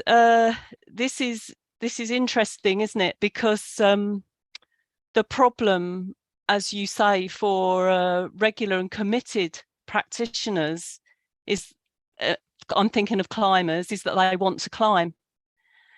So there's a genuine tension for them in anything that might appear to be a compromise or a restriction to the practice. And I think it is interesting that we're using the concept of preservation here. So speaking from a UK perspective, again, the terminology that is very present here is conservation rather than preservation. And these initiatives are underpinned by the British Mountaineering Council, the BMC, which is effectively the governing body of the sport in the UK. There is a Scottish council as well, but the British Mountaineering Council is the overarching body, and the policy development is funded by Sport England, and so has a responsibility for the conduct of the sport, but also for, of course, in line with the sport development goals, it has to pay attention to the environment. But the thrust is to conservation, which of course means that there is a reparation element within the approach, not really a strict preservation drive. Because in terms of preservation, we might think that there are places where no climbing should happen if we're thinking about preservation. But if we're talking about conservation, then of course we're thinking about making the sport sustainable, operating in a sustainable way. And so from that point of view, in the UK context, we're thinking about the kind of work to repair footpaths, to repair paths upwards into the hills. Obviously the mountains in the UK aren't as high as they are in the Alps, but we do, we have several high mountains that are overcrowded, that are overused, that are eroded. There are problems and challenges with waste and litter in our mountains and in our hillsides as well. So this idea of conservation is to balance out these damages that have been done to the mountains. And it must be said, not just by tourists, but also from, you know, this damage is done through irresponsibility with some people who are using them, not all people who are using them, and that must include climbers. And obviously the overuse of certain traditional climbs as well, which erodes and changes the nature of that particular route or that particular climb. Overuse which leads to damage of rocks and crags. The practice of gardening on crags, which means the removal of certain plants, of flora and fauna, which grow within that environment. So there are many, many levels to consider in terms of the conservation.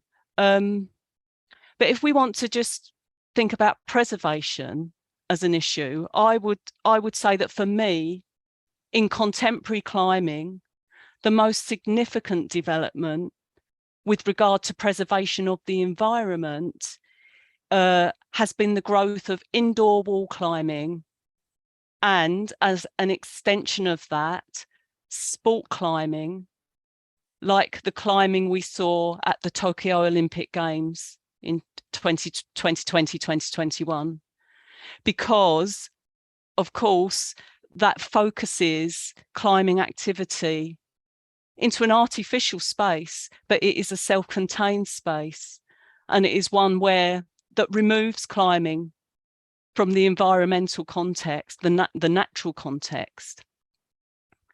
Now, I know that we run onto another problem here, because there will be many climbers who will say that sport climbing and indoor wall climbing is not authentic. It removes the encounter with nature, and the encounter of nature is the thing that is physically and mentally beneficial for us. It is a different kind of embodied practice. And the second issue is, we know historically that practitioners of climbing often begin in one discipline and progress to another. So if we think about indoor climbing and sport climbing on artificial walls and pitches, there is a sporting imperative perhaps to turn your attention to the outdoors environment and to find a different kind of discipline and a different kind of climbing encounter by moving from sport climbing or indoor climbing to outdoor climbing, to use sport climbing or indoor climbing as training for preparation for outdoor encounters and explorations.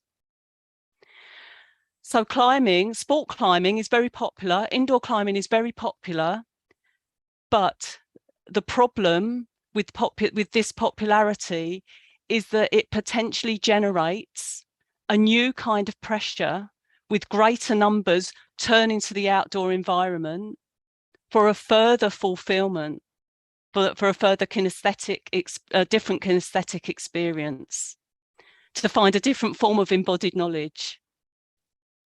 So this idea of preservation and conservation, these things are working in different ways, but they are related as well in the UK context, I think. That's it. Thank you, Carol, especially about of course, it's very important that to make the difference between conservation and the sustainability for to continue the activity and preservation, which could go to the idea of maybe the restriction of the physical activity in some area that we all know that it exists for different activities in different places. And if we change the point of view in the South Hemisphere, Yaron, can you continue? Yes, so that's all very interesting. So I think here the contrast between the Alps and the Andes is actually quite big. So there's quite a lot of literature on how the Alps were modernized in some sort of way from the 19th century throughout the 20th century. And I think I visited the Alps a couple of times, and you can see this. So there are quite a lot of roads, refuges, kind of in every area of the mountain range. There are cable cars, even up to Aiguille du Midi, which used to be kind of a hard climb.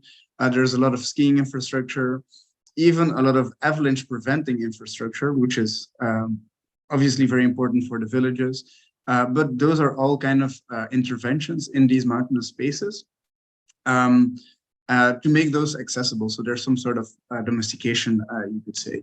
And what I think that is interesting is that you can see changes in the landscape, but there are also studies speaking about changes in the soundscape. So that there were motorists driving in the 1930s all through the Alps, and that it was very important for nation building in, for instance, Germany and Austria. For instance, the Ecuadorian case, so I'm speaking about a very small proportion of the Andes, which is called, in our case, La Sierra Centro y Norte, so the central sierras, central highlands. And that's an area where the most of our volcanoes is concentrated. So we have over 8 peaks above 5,000 meters. And these mountain spaces have a lot less intervention. So there are 5 refuges, 5 mountain huts on 4 of those mountains. Which I think is a very interesting contrast. But the existence of these mountain huts has made these mountains a lot more frequented, so there's a lot more traffic. And I think here, maybe the example of Cotopaxi, which is one of the most guided mountains in the world, together with Kilimanjaro, Mont Blanc, and Mount Rainier. But you can see that hopefully we can learn something from the Alps, and the Alps can learn something from us, that the quantity of interventions actually do matter in how you intervene in a space and how we affect this space, and how, we can try to find this sort of delicate balance between conservating and preservating these mountainous spaces.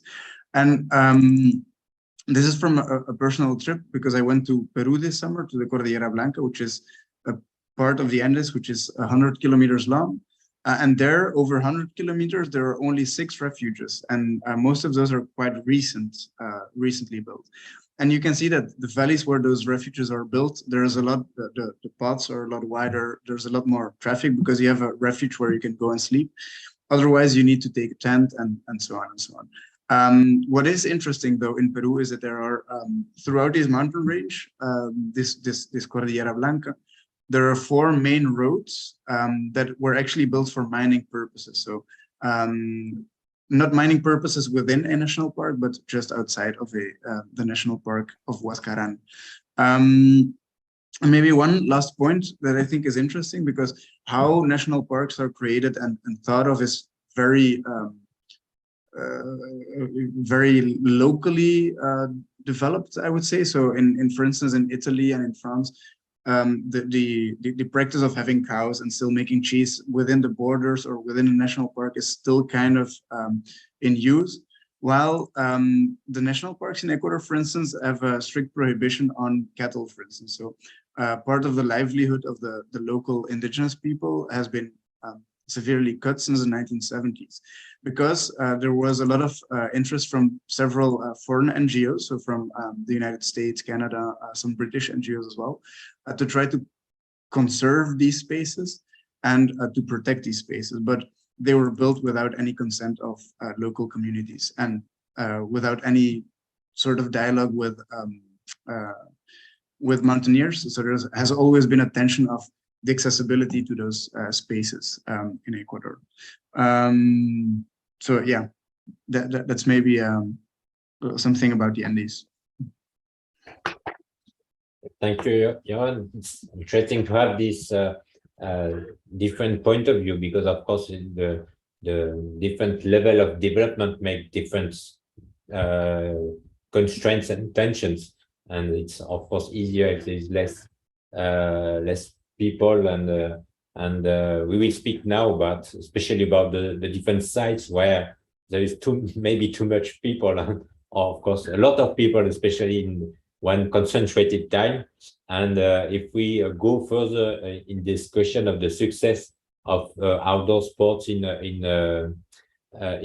mountains, we can speak about sport tourism, and especially if we think about the more popular, the more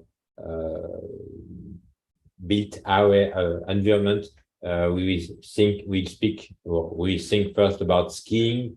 When we built a resort in the mountains, completely dedicated to one physical activity. So skiing is maybe the most important way to make some management or to build a completely new city for only several weeks in the year, with a lot of construction and town planning and everything, some new roads. But we spoke about this idea that if we make some refugees, if we make some roads, we have lots more people, more tourists, and you have an economic activity. And of course, if there is an economic activity, there is more tension about, especially when we speak about conservation, preservation. If it's a restricted area, we can not have economic activity due to tourism. If we try to make some preservation, we can continue and try to find a good way to have a sustainable development of the area. But of course, we have this new tension between the economic interest of investors and companies when they try to develop the tourism, and because when you have tourism, we have a concentration of services and consumption, and a concentration of people, and of course it's the best condition to have some economic benefits, but in the same way, it's also the worst condition to have environmental sustainability. So what is the sustainable development for mountain sports? Because sometimes we can see different strategy around the world, and sometimes in the same country. We have in some area we can decide to make a small place dedicated to activity, to physical activity, to services, to economic development, and to preserve another place which will be completely safe and with wilderness. This is the one strategy to split the area in different preserved or developed commercial place. Or sometimes we can think and see some strategy to spread the development of the sport and activities in all the countries, and there is not too much people and too much activity in the same place.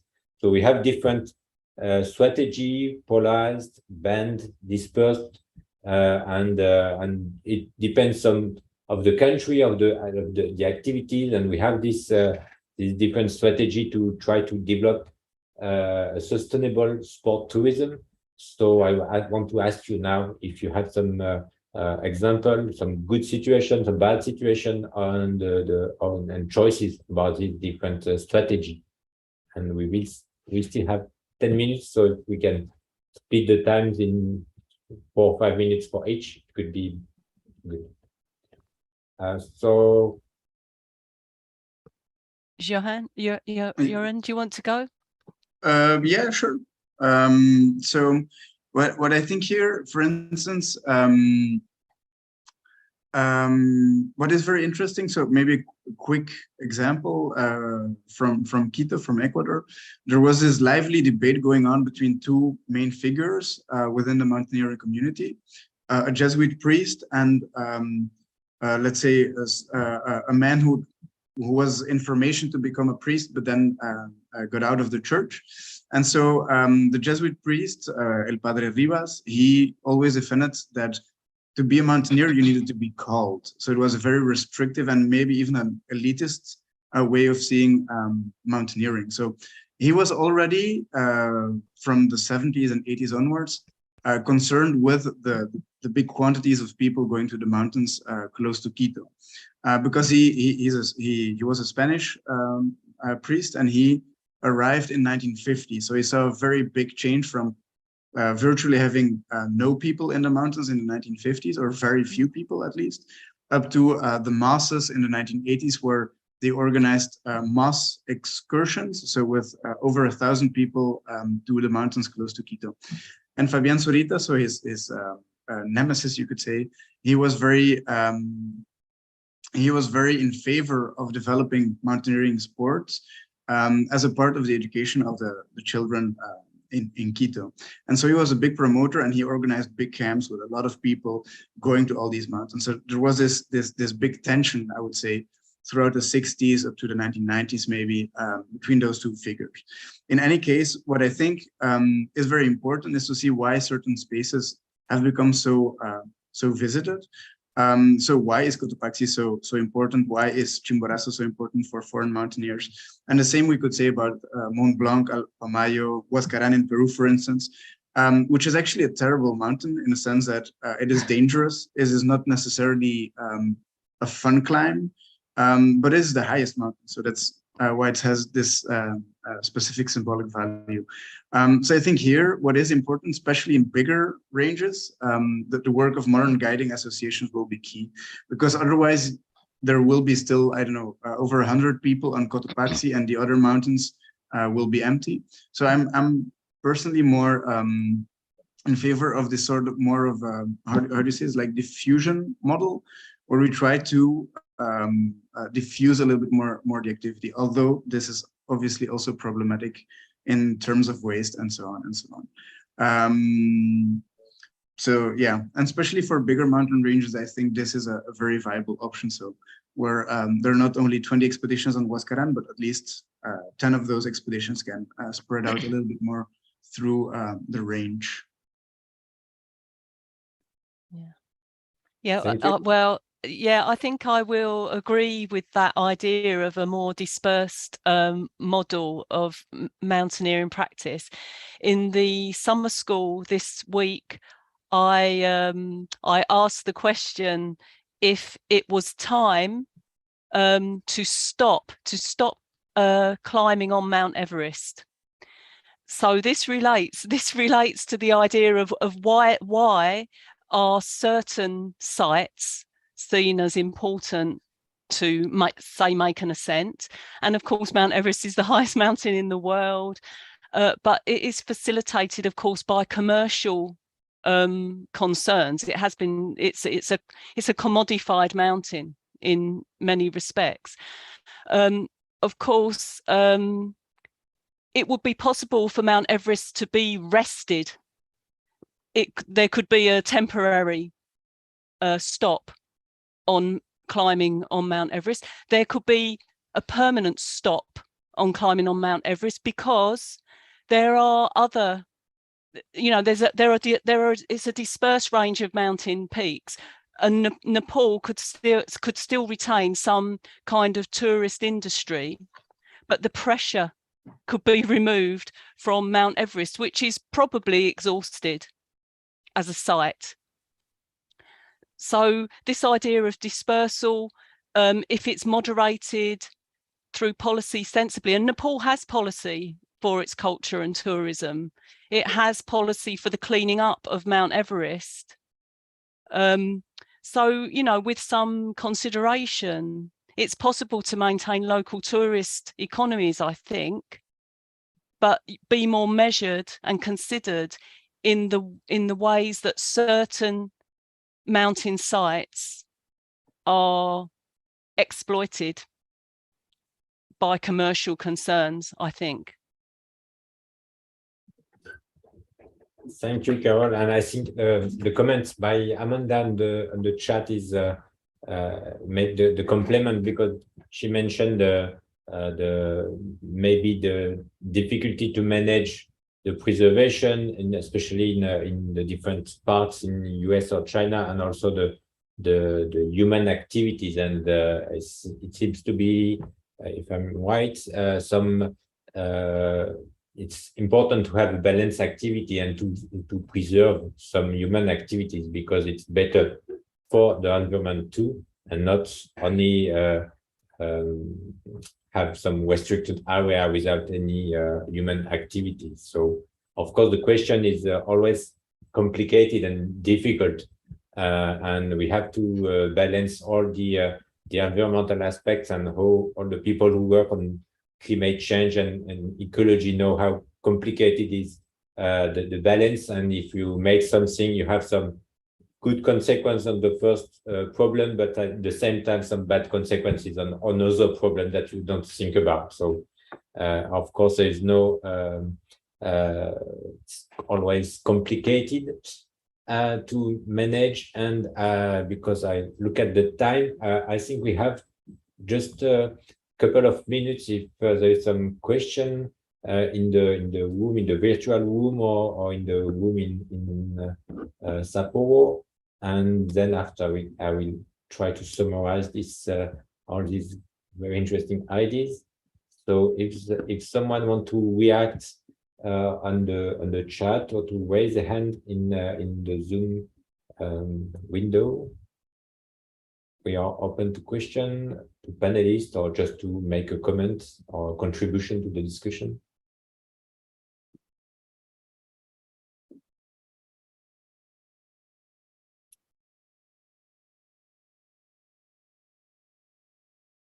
No.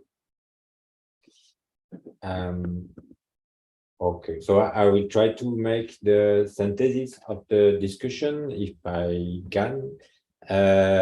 But if there's comments, it's not too late, so don't feel free to raise your hand on the Zoom window and to make some comment in the chat. So the idea of this discussion was to start with the beginning of the activities and how the first alpinists or rock climbers go in the mountain and discover it and get new knowledge about this mountain.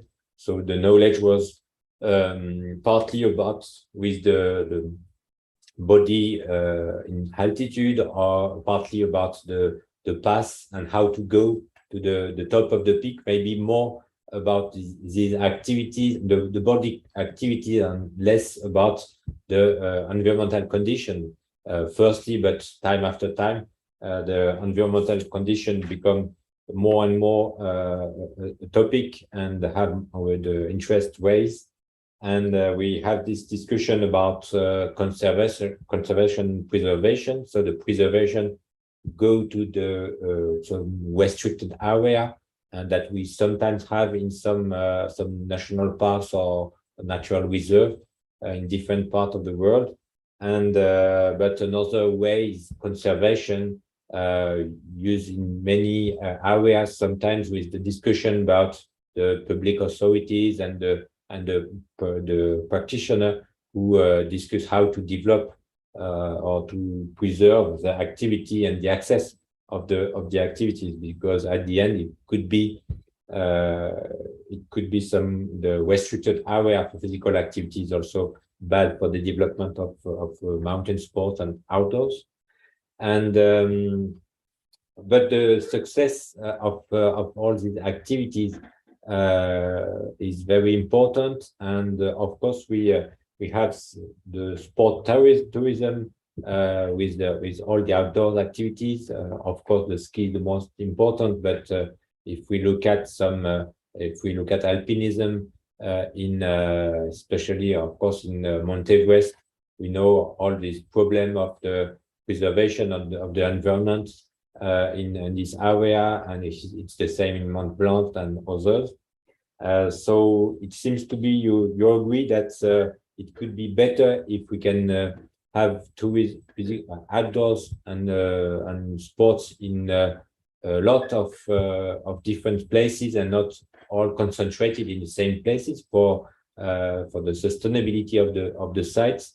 But in the same time, so you agree that also some peaks are very attractive, and it's difficult to have the same representation of different peaks, even if there is a lot of very interesting and attractive area to practice alpinism. We know that the idea of the highest peak of the continent or the country is always very important in the minds of the people who want to achieve some great ascension. So we have this. The problem is still here, and we have to try to make the promotion of the second peak of the mountains, and the third and the others, and maybe to think also in our activity differently. And Carol mentioned also the artificial spaces, especially for rock climbing, which could be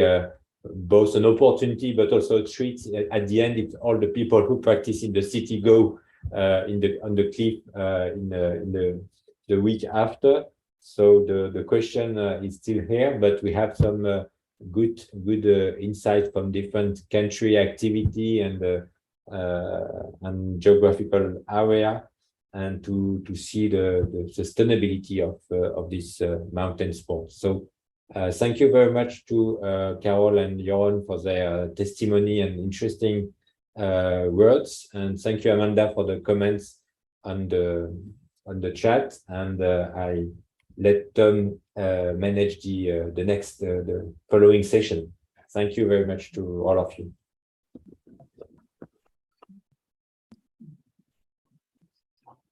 Thank you all. That was a great session. We're just going to take a quick, 1 minute technical timeout before we get the next session going. So we'll just close all the screens and then we'll jump back on. Just got to figure out our recording. Be back in just a moment.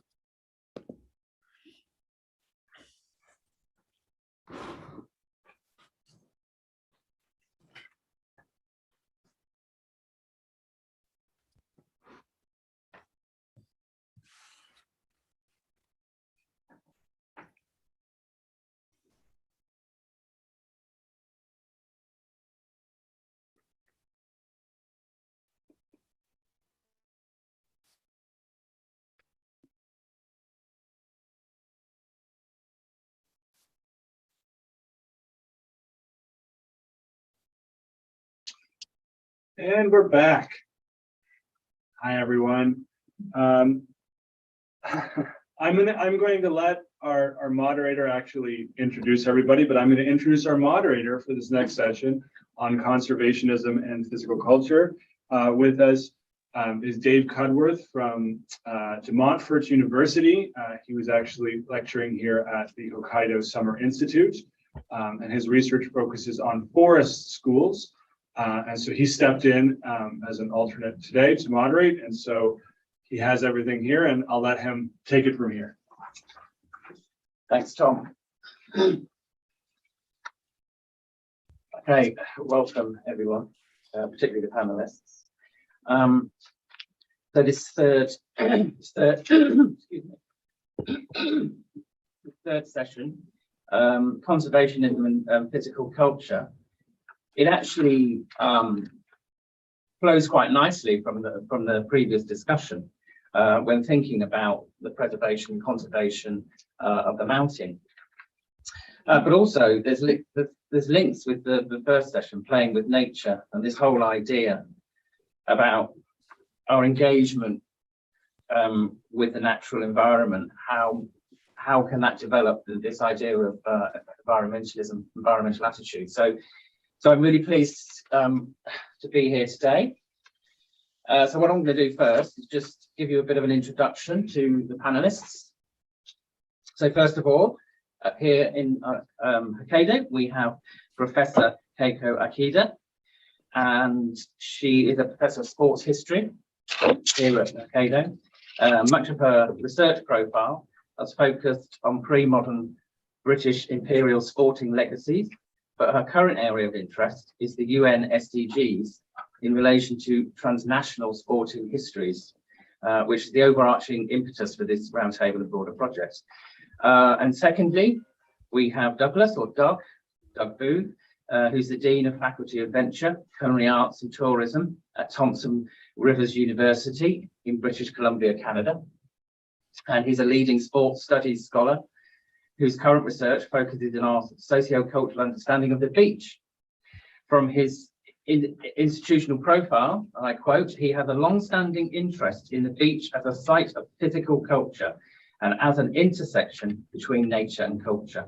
And he has also written extensively on nature sports, including surfing. And then thirdly, we have, I hope I pronounce your name correctly, Gina. So it's Gina Gilliard-Whitaker. And she's a lecturer in Indigenous Studies at California State University, San Marcos, and an independent consultant and educator in environmental justice policy planning. Her work bridges decolonization and environmental justice. She's also a surfer, working with the Institute for Women Surfers and Native Like Water, an organization that reconnects Indigenous youth with the ocean through traditional ecological knowledge, culture, and surfing. And then finally, we have Jeremy Lamarie, Associate Professor of Sport Management at the University of Champagne, Ardennes in France, and his research examines life cycle models of sport and tourism development. And his recent book is entitled Surfing, A History of Gliding. So welcome to the panel members. And how I'd like to kind of move forward with this discussion is we've got 4 questions just to start the discussion going. And what I'm going to do with each question, we can be flexible, but we're going to spend about 10 minutes on each question with the panel discussing, but I'm going to pose each question to a separate panel member just to start the discussion going, and then the other panel members can come in. So panel members, you might want to just raise your hands, or we'll just see how it goes. So to kick things off, the first question, and I'm going to pose this question to Keiko first for her first initial responses. And the question is, how have our conceptions of conservationism changed through the world of sport and physical culture? Thank you so much, Dave.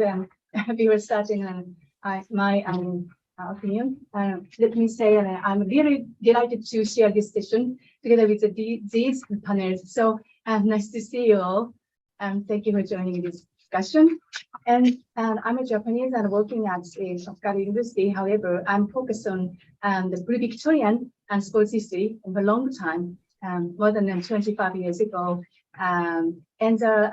My discovery about this question is covers the analogy of what is a modern sports and what is a pre-modern sports. Then I think there's 2 phases, and also there's a regional geographical differences in the timeline. So first of all, and from my major and pre-Victorian eras and issues, of course, this question, what is the timing to change from the idea of conservation would be born was connected with the pre-modern societies, in particular, early 19th century to until the second half of the 19th century, because there's a discussion, the end discussion and argument how to defend the traditional blood sports or hunting,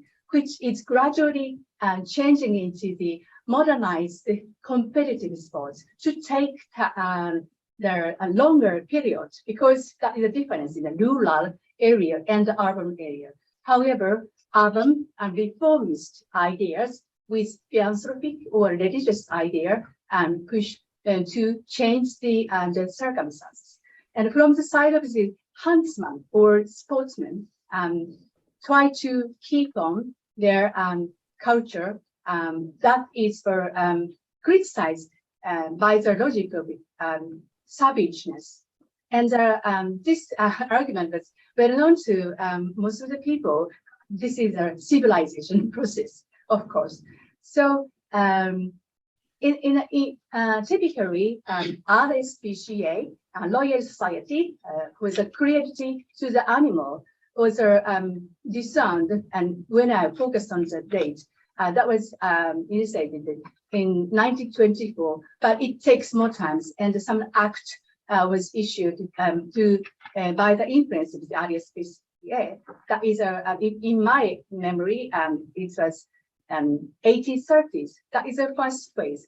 then gradually the issue whether conservation nature was discussed in a wider meaning. However, that was not such a linear process because there's an argument to defend the huntsman or blood sport because that was the same argument how the nature gives us something. The rationalism criticized, reproached the pre-Victorian sports culture, that is animal fighting also for the popular pastimes. And however, modernized the idea, which started in an urban area in England, gradually changed the mode. However, some early radicals refuted back such an argument because hunting gives the education even for the kids because that is a knowledge to contact with the nature. And the blood sports was also defended by some early radicals. That is a different groups and the radical movement after Churchism.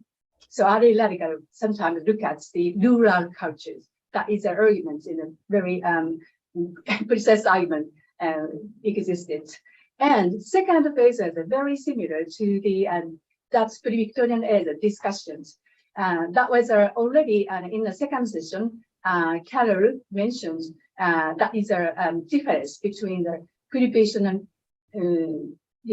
and conservationist. So preservation literally means don't touch the nature, don't change the nature, just to leave it as it is. That is the meaning in a British historical meaning. And conservation was a more ecological meaning because we use the plants and wild animals and for human benefit. So, that is a balance between the and how the resource was used and to keep, the nature, whether with a control, that there's a balance, not to extinct everything. So in a way, modern way of ecology is based on the concept of conservation. That is my understanding. In a wider meaning, conservation really started early 19th century to take time and at the turn of the century. And still, for example, the indigenous people's idea, for example, the Ainu, here in Hokkaido, we have indigenous people, and they have an idea of preservationists because they try to live together with the wild animals. We have many bear in the forest. They come down to our region and human beings, but other people never killed the bear and try to coexist. But we cannot live together with the lions, So we make the boundary of this is a human being's area and this is the wild animal area. But we try to protect. So what the balance? We lost the balance when our weapon gun shooting skill was so much improved, and so life or death battle was lost. Then hunting became savage culture. And it used to be a fair play because human beings may die through such a dangerous mounted and activity. So that is a long-term histories. What is how the change of how the concept of the conservation of nature changed the sports? The answer is in a way from the traditional sports to modern sports.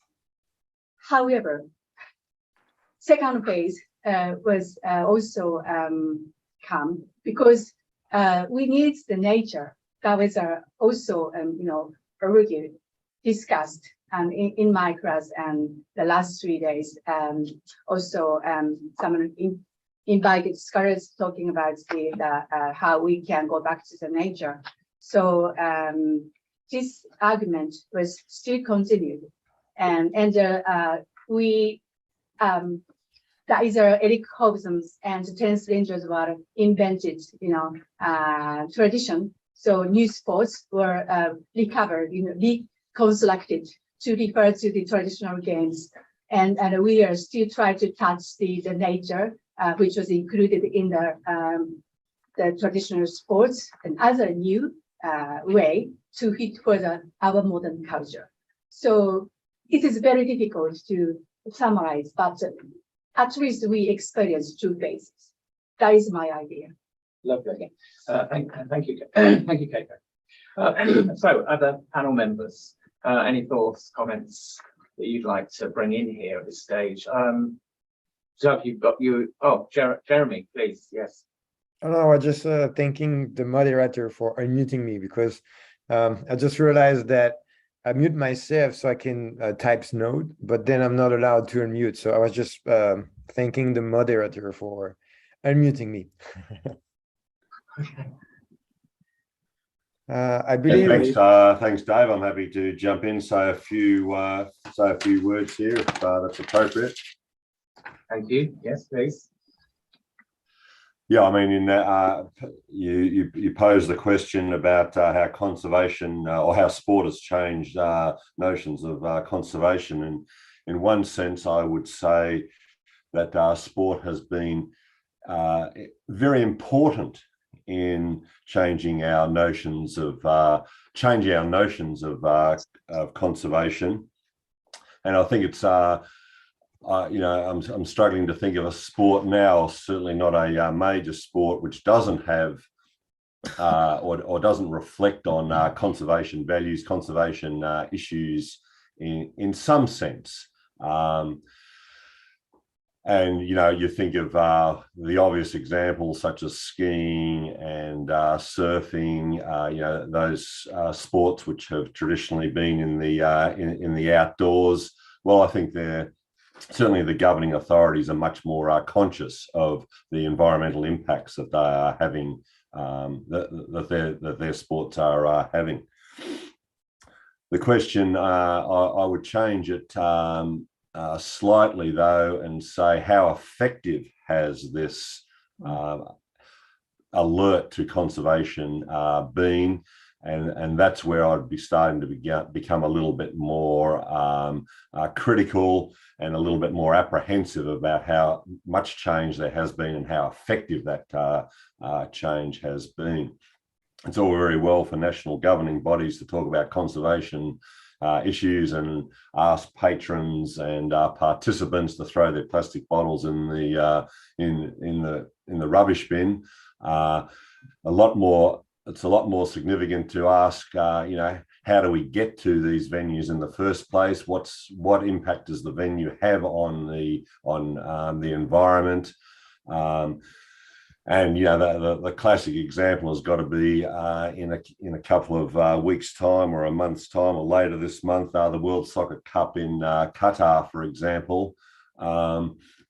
What's the environmental impact of building 8 stadiums in the middle of the Middle East and playing having a World Cup in the Middle East at the end of summer. So one doesn't have to think too much about the transportation costs, the stadium costs, the air conditioning costs, the labour costs. All those things are having a massive impact on the environment. It's probably even having a measurable effect on the global environment. So yeah, that's a few opening points there from myself, Dave. Lovely, thanks, Dave. Gina, please. Good morning, everybody. Coming from Southern California, it's very early in the morning. I managed to make it up in time to be with you. But I wanted to jump in and say that, we just for those of you who follow surfing or those of you who don't follow surfing, we just came off of the World Surfing Championships, which were held here in my hometown where I live in San Clemente. And that was just 2 days ago.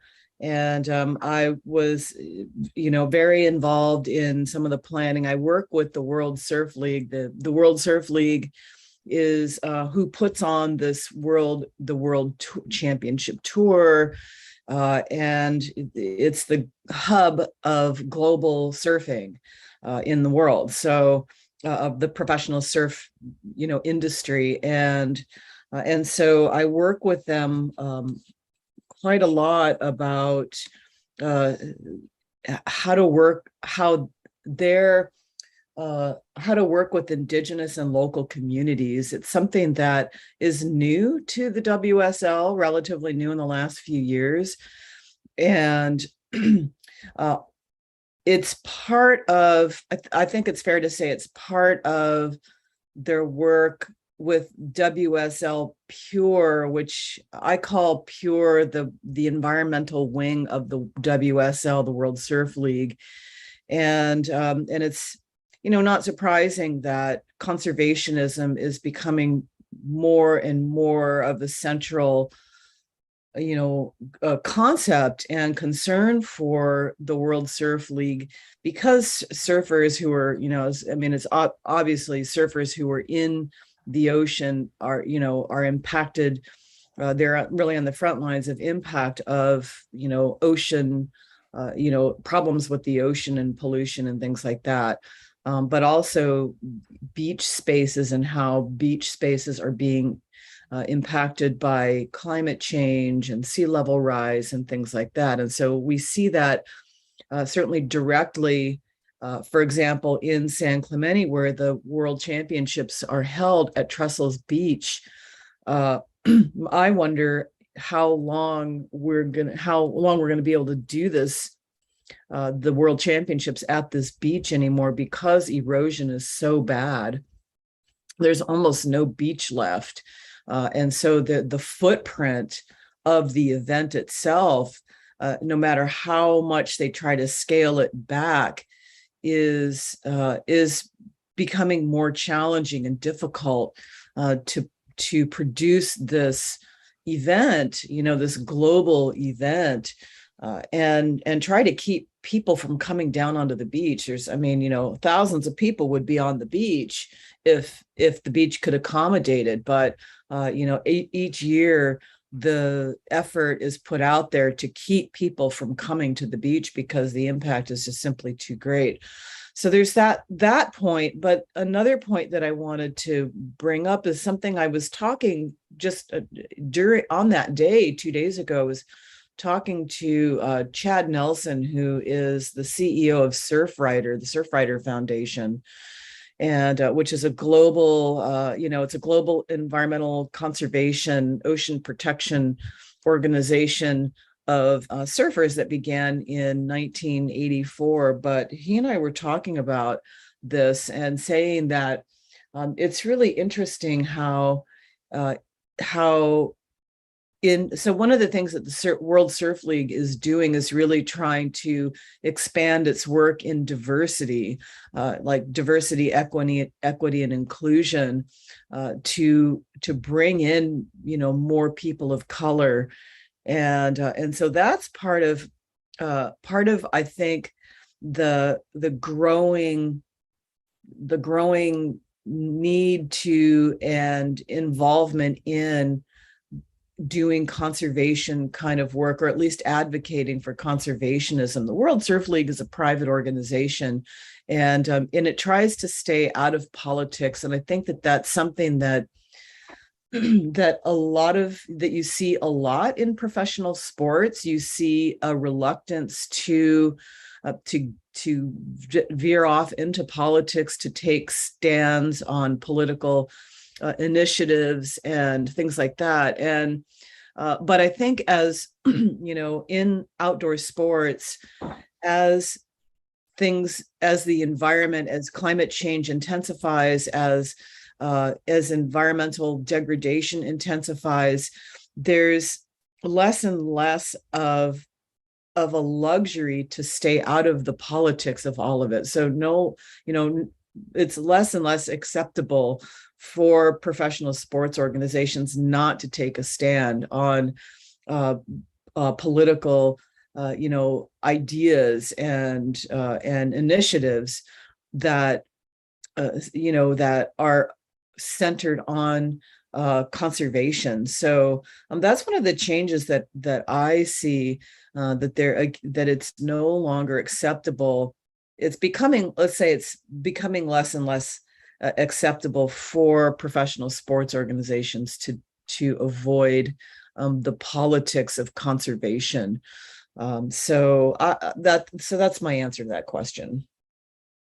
Lovely, thanks. Thank you, Gina. I really want to get on to the next question, really, because I really want to kind of find out, you kind of touched on it there, Gina, about what actually, what can we do then? What can athletes do for conservation? But before I do, Jeremy, did you want to add anything at this stage? No, I think that's good. I mean, pretty much everything has been said, and like you said, there is 3 more questions, so let's move forward. Yeah, you happy for that? Yeah, thank you. Yeah. So the second question I'd like to pose is, what role do or should nature sport athletes play or not play in the conservation of their play environments? So, for instance, surfers and coral reefs, beach volleyballers and coastal erosion, which has been touched on, mountain bikers and trial overuse, or skiers and lowering snow levels. And if I may, Doug, can I start with you on this one, please? Yeah, thanks, Dave. I think a lot of this question is going to revolve around education and the part that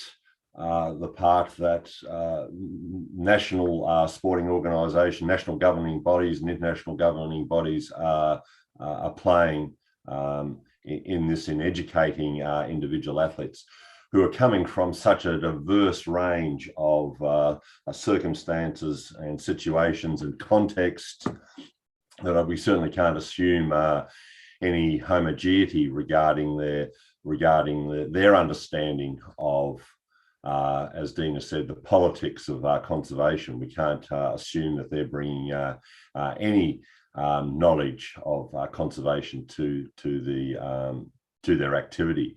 And don't forget, a lot of the athletes are incredibly young. Most of them are in the elite sports. It doesn't matter what sport it is. In the elite competitors are incredibly young. A lot of them are teenagers, early 20s. The best have been playing their sports probably since they were pre-teenagers. Okay, so let's ask the question: where are they getting their access to information and education about conservation? And I think, as Dina was hinting at in her answer, this issue of conservation is really quite recent. Sports like skiing, for example, and even surfing, conservation issues have been around since day one, 19th century in the case of skiing, and let's talk about mid 20th century for surfing. We're talking about modern surfing there. So almost from day one, these conservation issues have been there, and there's certainly been individuals who have been talking about conservation issues. And certainly, if you look at the surfing literature and the surfing magazines, for example, is just one tiny example. You don't have to go too deep into too many pages from early editions where conservation has been mentioned, and the importance of preserving the environment. But as I say, how far, and this kind of goes back to the point I made in the original question here, Dave, was how effective is all this? And that's where I have questions. There's no doubt that in every sport there are committed individuals who want to promote conservation and promote the environment.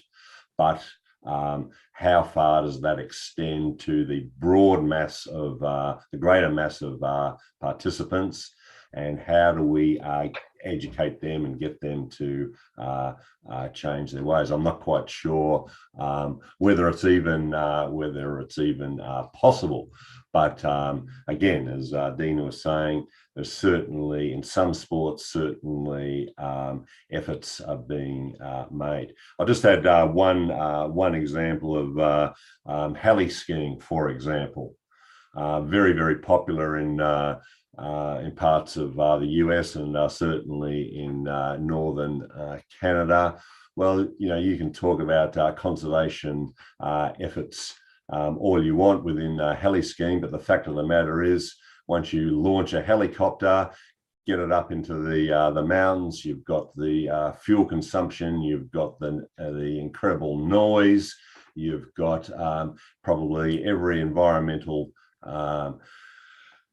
disaster going on around that helicopter. So you can talk all you like about preserving the environment and conserving the environment, but you put a helicopter into the environment in a pristine snow-capped mountain, and you've got a problem, and there's just simply no avoiding that. So you know, as I say, you can talk all you like about, oh, let's make sure we don't leave our plastic bottles on the mountain, but none of that is going to offset the fact that you've got, you know, from some resorts, you've got 10 helicopters taking off early in the morning, flying around all day and coming back at night.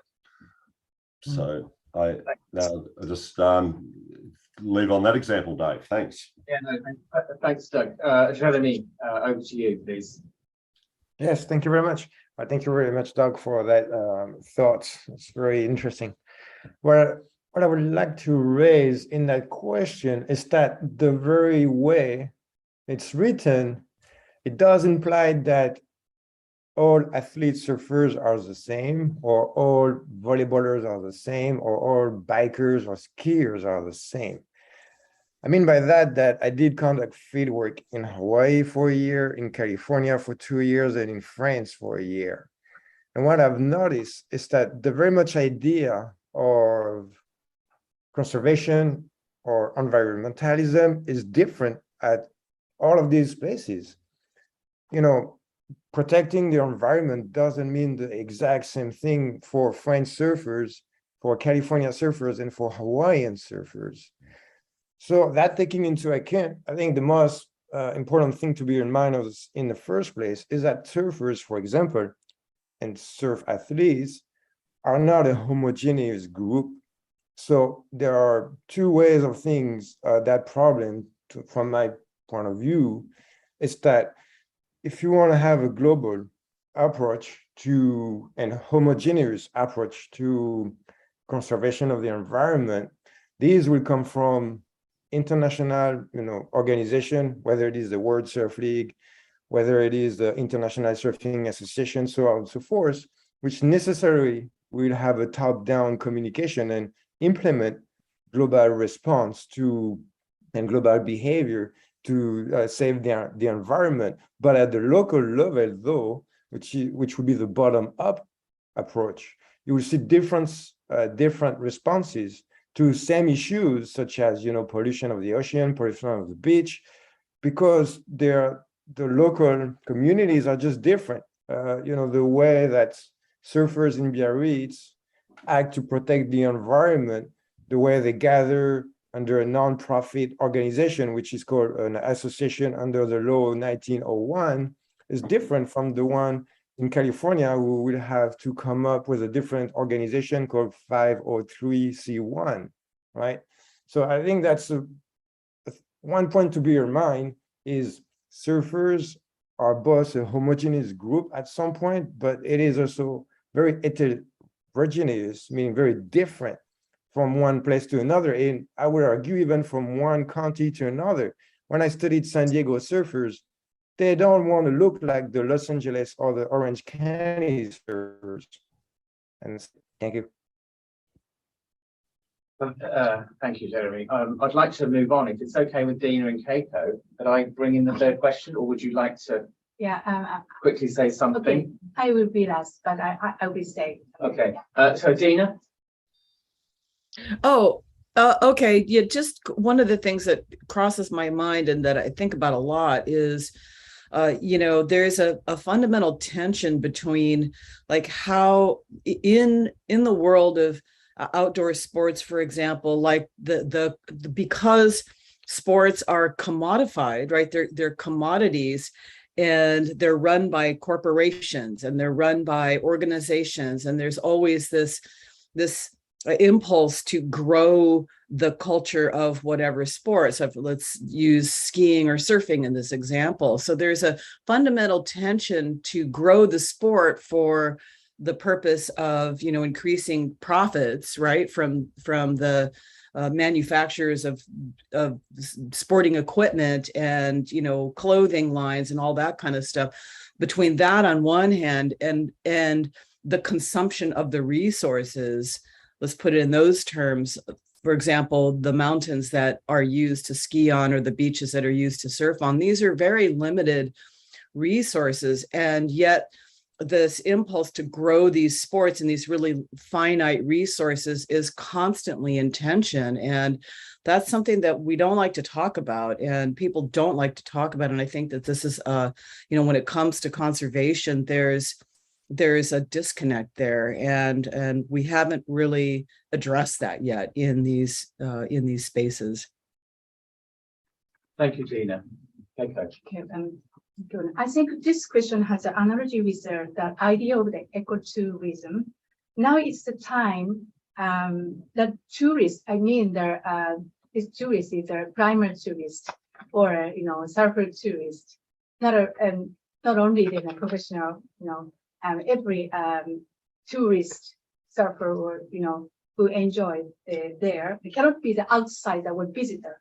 And when they enjoy outdoor activities in the beach or in the mountains, in the region, the intellectuals, educationalists, regional people or local body, form a trialectical thinking, and that is our ecotourism idea. So just we want to utilize such a concept. Then they enjoy sports thanks to the benefits of the nature. So we cannot be a receptor to such a natural resource. So the concept of the sports person should be changed, because this idea comes from my study of the pre-Victorian eras, Huntsman's idea. Because when I was looking at the arguments in the pre-Victorian era, Huntsman was criticized, but due to their cruelty, savageness, but they know the nature, better than the urban, upper middle class peoples. So, they studied, how the nature is, circulated. So, first-rate sports person should know the nature. So, that's the idea, being borrowed from the ecotourism. So, when we go to the beach or, the mountain, we have to be already with the body of the local people or their academics, such as we. Then just to make a rule, but this is not such an easy solution. But we need to follow some concepts from the not only in the field of sports. We should think about such an ecotourism. I'm not sure this is not a good question. Answer or not. Thank you, Keiko. If it's okay with the panel, I want to jump to the final question. I don't want to leave the third question out, but you've all touched on the third question is related to that much of the conservation discussion is informed by Western notions of sustainability, and so which worldviews should we be listening to? And I think you've all touched on the local environment and the locale, and we can come back to that in the final kind of discussion at the end. So if it's okay with everybody, it's okay with the panel, can I jump to the final question about education? Is that okay? And then we'll have more time to return to the idea of this worldview. So, and I actually want to pose this one to Jeremy to kick us off. So how can our education systems better engage? So Doug's already talked about it is about education. So how can they engage young learners in becoming more environmentally aware through the physical culture? Right. I'm not an expert on that nature, but from what I've read in the literature, there are like obvious action that we can have in order to better engage the youth to be more environmental friendly, where first and foremost is to have programs that immerse the student into nature. That's, I believe, I mean, I'm sure you're like me, like the best way that anybody can learn is from doing it. You can have a theoretical class about what's going on, but if you don't go on site and practice and do mistakes, you not exactly really learn. You get a clue, you may comprehend, but then you're not really getting what's going on. So having program that where students get closer to nature, which means that they can engage in more outdoor activities, let's say in playing soccer indoor, they can play soccer outdoor, or instead of doing, I don't know, playing tennis, they can, you know, if they are by the ocean, have a surfing program, which is already the case in many places across the world. And last, that would be, for example, show the consequences of environmental degradation, meaning if we have programs that where we bring students to a place that has been trashed, that has been degraded, and show how it looks like, I think it will have some impact on them. And then how can we also show them that this issue, to some extent, can be fixed? And to me, and I will stop here, to me, the solution is not necessarily sustainability, is actually regenerativeness or regenerative practices. So this is a buzzword right now. You can read about regenerative tourism, regenerative program everywhere, but truly what's interesting in that idea is that instead of mitigating or limiting the impact of sports onto the environment, you actually, on purpose, seek an impact, but that impact will be positive. The question then it is, what can be considered as positive or negative? Okay, thank you, Jeremy. Over to the rest of the panel. Who wants to come in first?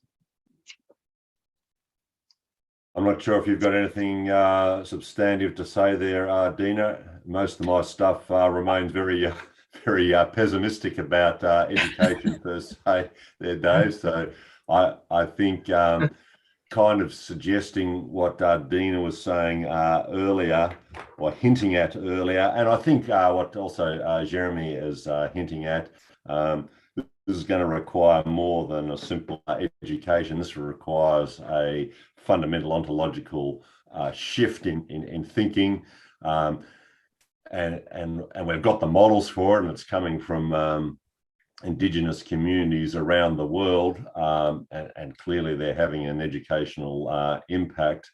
But just a simple numbers game. We've got 8 billion people living on the planet. We're living in a, as Gina said earlier, we're living in a capitalist corporation commodification driven world, so that has to be rethought. Yeah. I do have one other point to make if you don't want to jump in there, Dina. Go ahead, but I do have some thoughts. Yeah, I just wanted to say kind of in response to Jeremy about getting students into the environment, and I've seen educational programs where that works for sure, but it's still all pretty small scale stuff. And I just make the point that, you know, since for the last 6 decades in educational systems, I've been immersed in mathematics. So I had to go to maths classes every day for, you know, best part of 30 years. I still hate maths. I still try to avoid it. I don't understand it. I rely on other people, and I rely on a calculator to get me through basic maths. And you'll find a lot of people look at the nature, whatever that might mean, but look at the broader environment in the same way as I look at maths. It's confusing. I don't understand it. I try to avoid it. I'd rather just jump in my car and go down to the supermarket, etc., etc. So, yeah, exposing people to things doesn't necessarily work for everyone. In response to Jeremy, it certainly worked for me, and it worked for some of my friends, but I also acknowledge the fact that it doesn't work for everyone. Thanks, That's a good point. Thanks, Doug. Dina. So, Doug just touched on something that was really, it central in my mind, in terms of this being really an ontological question. It's ontological and epistemological, and what I'm seeing in California, for example, is well, let me back up. So Doug, you mentioned indigenous knowledge systems. Of course, that's the framework that I work in as an American Indian Studies scholar and TEK, working with traditional ecological knowledge. The work that we do is about bringing a very different lens to how we understand humans and their, the human relationship to the natural world. And breaking down the distinctions of, wilderness and humans, for example. So understanding that humans are part of nature, and bringing that viewpoint and understanding that, like decentering humans in that equation, and understanding that, from this very different worldview, that the natural world is that the natural world is not like made for human exploitation, that from an indigenous perspective, it's about what our relationship to that world is. And if we shift that perspective, it shifts the questions that we as researchers, for example, ask, and how we interact with the natural world. And so for me, that's really the big issue here, and how we get this perceptual shift into our educational systems, where we can decenter this paradigm of human, the natural world being there made for the exploitation of humans, and create a different understanding. And so, when we can grasp that, and we can get to a point where, indigenous people, we can point to, this is really an indigenous worldview, and look, it worked for indigenous peoples for thousands and thousands of years. And there's lots of examples of that, where indigenous peoples lived in particular ecosystems and environments for thousands of years without destroying those environments. Use that as examples to teach, incorporate that into educational systems, at the very earliest levels in grade schools with kids. And that's some of the, we're actually seeing that more and more. In fact, I'm working here in California on a project. We have something called the Environmental Literacy Initiative at the state level, and it's expanding. The state has put a lot of money into expanding this, and one of the I got invited to be, coming with this indigenous perspective, I got invited to be on the steering committee to oversee the expansion of this curriculum, and that I really celebrate that. That's a really turning point, and it marks this shifting. The shifting values of educators, and educators at all these various scales and levels. So I mean, it's an indicator, and it needs to spread more. It needs to be much more broadly taught from that perspective, bringing in these different perspectives. But, it gives me hope. I'm, glad to be part of that. But is it enough? And is it too little, too late? I guess that's my question, because like Doug, I tend to be, I don't, there's reasons to be pessimistic, but I try to balance the optimism and the pessimism. Thanks, Dina. I want to bring in Keiko, but Jeremy, you've got your hand up, so if it's okay with Keiko, can I? Yeah, Jeremy. Thank you. I'll be really quick. I think I just want to add to what Doug and Dina said regarding that ontological shift. It is true. I mean, I believe as well that if Western societies and the world, generally speaking, try to believe that the environment have maybe a soul, like animism, or that the environment deserves to be protected, that shift requires centuries. That's the thing, is like every societies which had an ontological shift took centuries, if not millenniums. So that's the problem here. We obviously know that one of the key would be that ontological shift, but we also know that it takes centuries at minimum. But the global crisis need answers right now. That's it. Thank you. Okay. Actually, I've been teaching for the last 3 days in an educational program in the Summer Institute in the university. That is for higher education, and our universities are comparatively maybe in an elite school in Japan. So even though it is very difficult to teach, then I've been teaching another Summer Institute program, and which focus on ESD, Education for Sustainable Development, and we're teaching, training program. So some of the students given an easy method to change the situation, but I would like to say 3 conclusion. One is take time, even if their kids were not understood, but someday they understand. So we need a perseverance. This is like a fundamental and educational teaching method, maybe not only this issue, but first take time. And second one is experience. Experience is very important for the teacher training as well, because Dave, he's a moderator and giver, also listen to and give a nature walk in the campus. And so such a shared experience would be very important. And it is difficult to preach someone else, and give a lecture. The knowledge is first, but that is not easily, transferred to other people. So just to initiatives and leaders have to act by oneself. Yeah, that is a starting point. Yeah, and it's gradually changing, and that would be a in a way very pessimistic idea, but also this is a optimistic idea. Also, both very great in this idea, but we keep on and not give up. That is but so program is definitely SDGs was pointed out.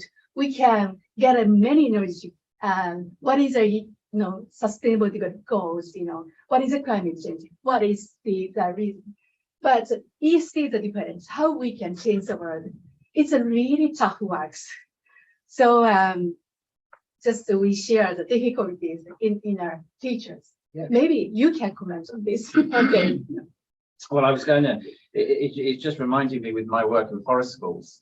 And this whole idea, and it's grown in popularity in the UK, but mainly in primary schools. So it's a bit like Gina was saying, it's got to start from the youngsters, getting them. So forest school, through my research and my forest school practice, that's exactly what it's about. It's about engaging these young learners with nature, with the environment, what's around them. But it's got to be long term. You can't just have little sessions. It's got to be kind of long term. And I agree with Keiko that we just shouldn't give up. We can just have to keep trying. Yes, it's a bigger picture, but maybe I'll come back to that when I kind of try and wrap things up. I'm conscious of the time. We've got 5 minutes left, and I'm very conscious. There's been some fantastic comments in the chat, and I'm really apologise to those people. I haven't managed to kind of bring you in. So I don't know if anybody that's made a comment, maybe I just read them out, or should we just open it up? Whether any other panel members want to make some kind of final comments and thoughts, or open it to the floor. Anything coming in the chat? Picking up on one issue in the chat there, Dave. I think one of the might be Amanda Schumann. Just picking up on one of her comments there, referring to the different interests which are competing over land use. So, for example, in British Columbia, for example, I'm using that as an example where I'm living at the moment. So you've got the sports industry, you've got the tourism industry, you've got the ranching industry, you've got the hydroelectricity industry, you've got the forest industry. So all those industries are competing to use the indigenous communities. You've got all these groups competing to use the same land. So conservation then has to literally fight against these other industries in determining our policy and land use. And so far, at least in British Columbia, the sports tourism industry and nature sports, they're beginning to get a voice, but it's still a very, very small voice in comparison to the logging industry and the hydroelectricity industry, and even the ranching industry. So, we talk about education within our own interest groups, but it also there are wider lobby groups also are competing for how the land and how the environment is used and how the environment is conserved. So I just make that point. I thought that was a good point from Amanda. Thanks, Doug.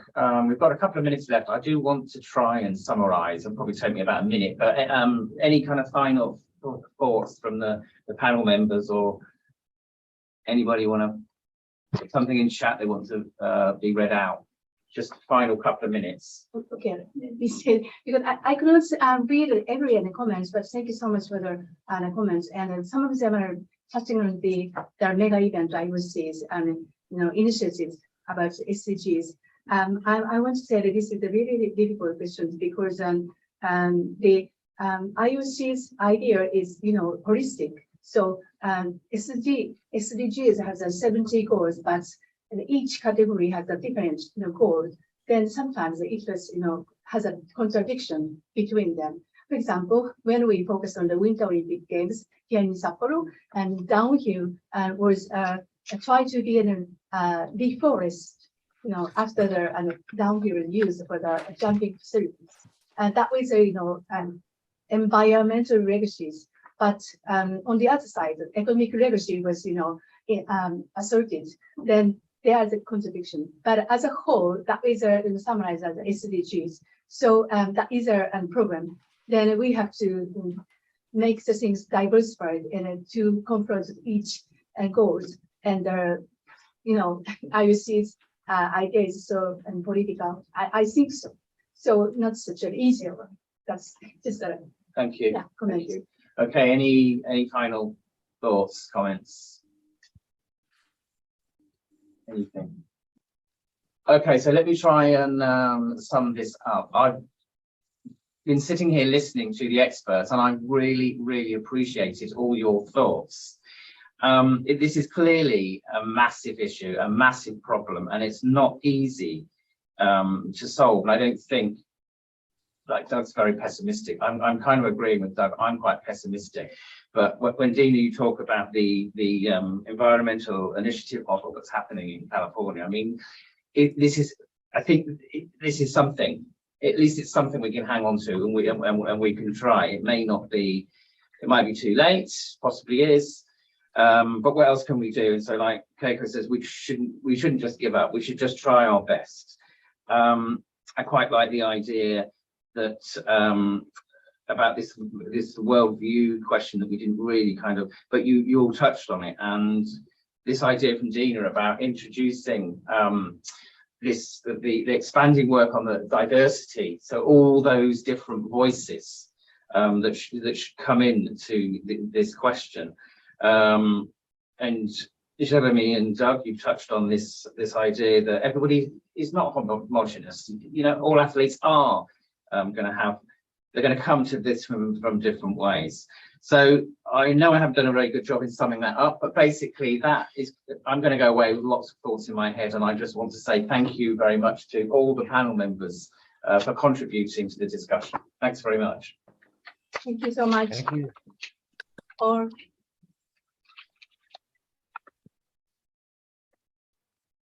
Yeah, great. Thank you as well. This is really great to just sit in on, listening to the experts, and it's nice to see you all. I'm going to just close the screens down for a second. We'll get the next group settled, and then we'll keep going for our last session, and I'll introduce that there. Thank you again so much for joining us today.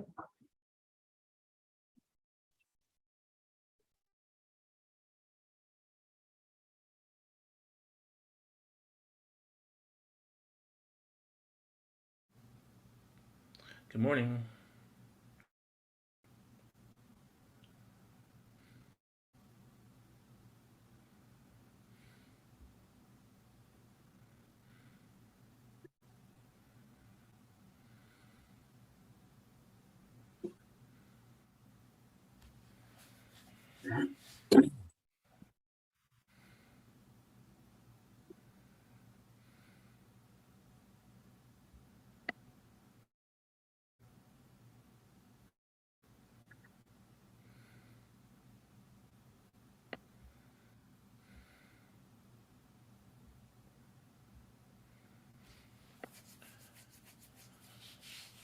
Okay, we're back. I just wanted to pin everybody up on our screen here. And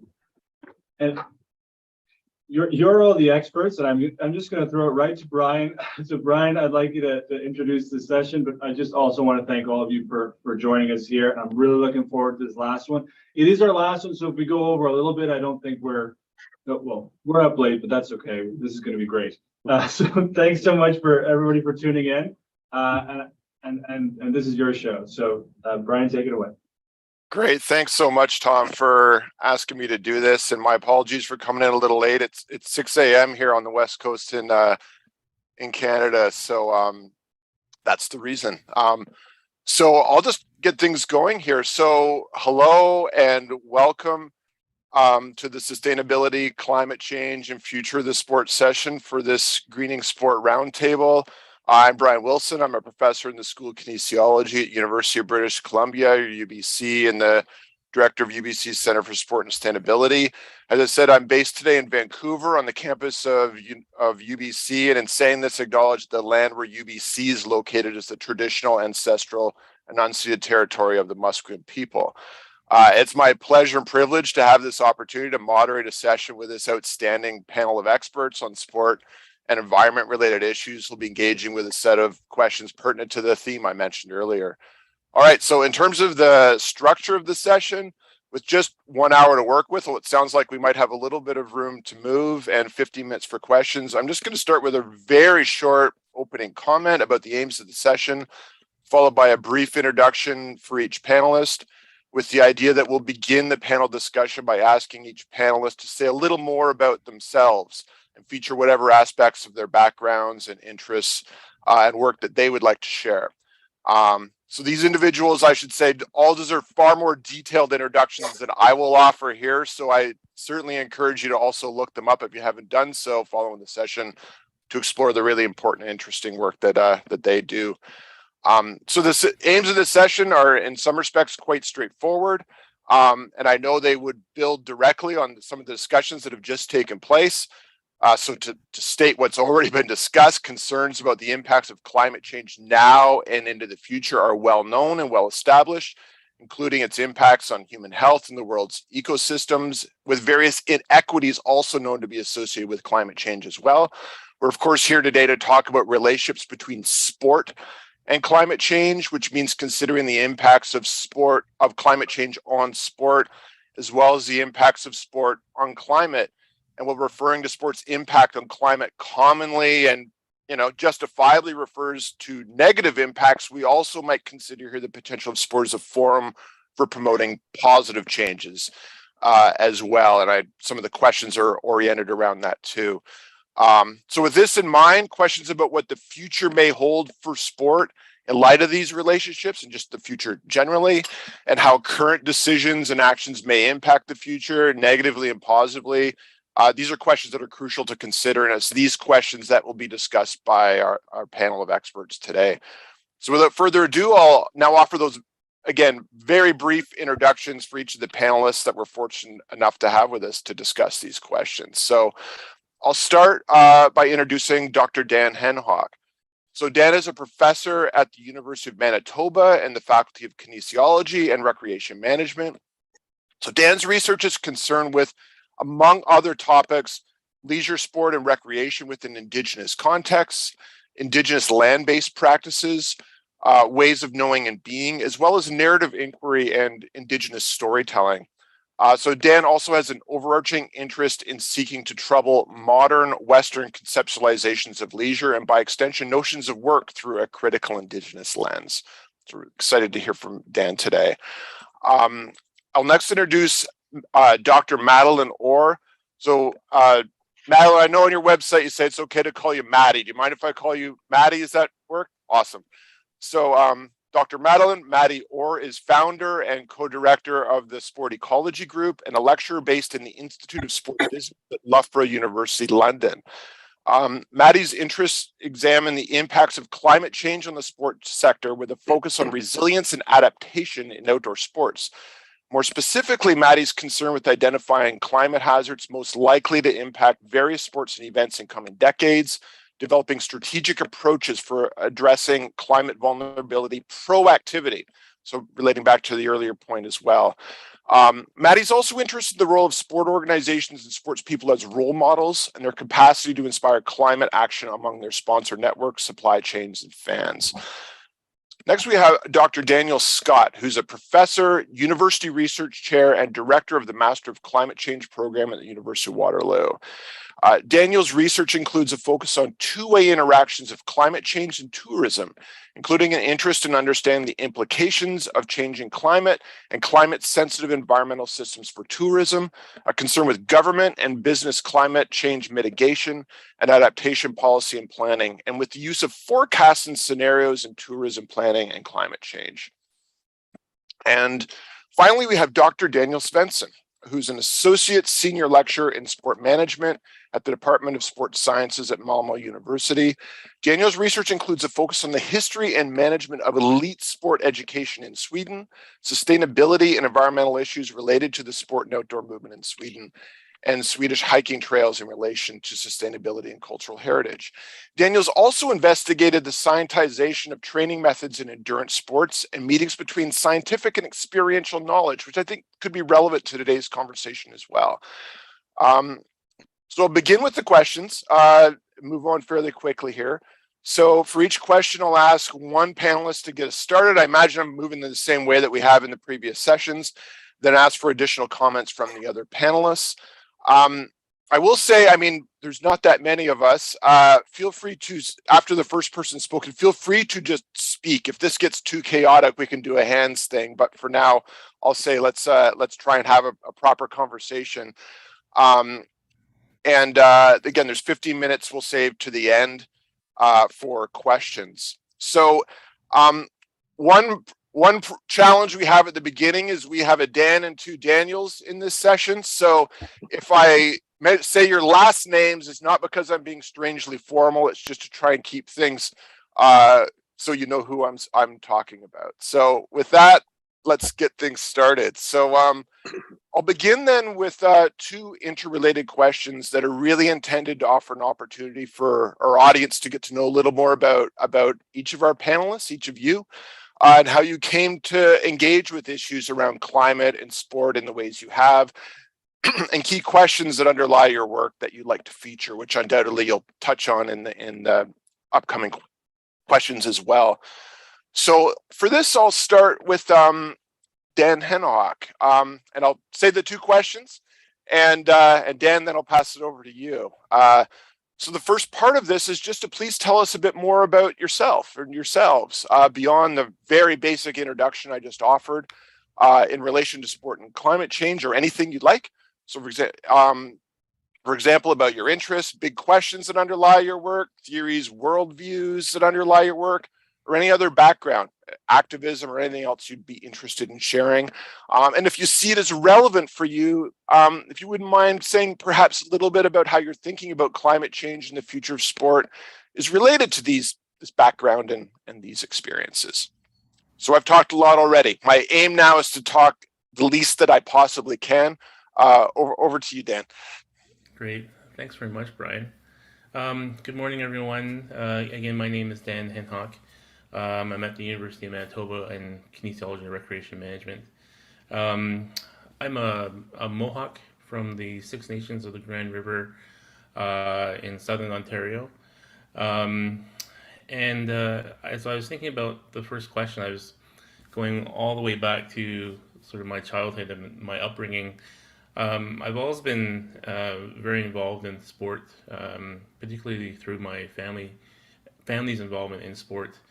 And that led me down through a very long path of sport engagement and thinking about, being involved in sport somehow throughout my life.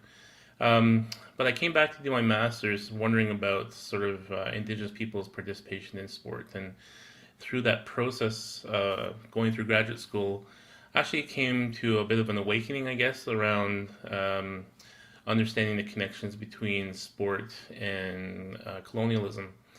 And so my work has mostly looked at my participation and my family's participation, as well as some of my community's understandings of their participation in sport through narrative and storytelling.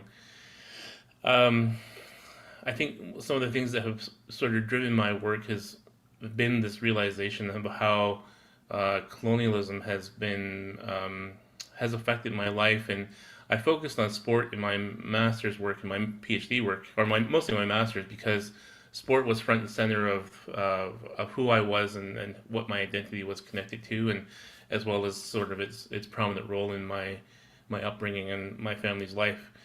But as I moved through my graduate work, I sort of shifted away from sport and really start to look at this broad conceptualization of leisure.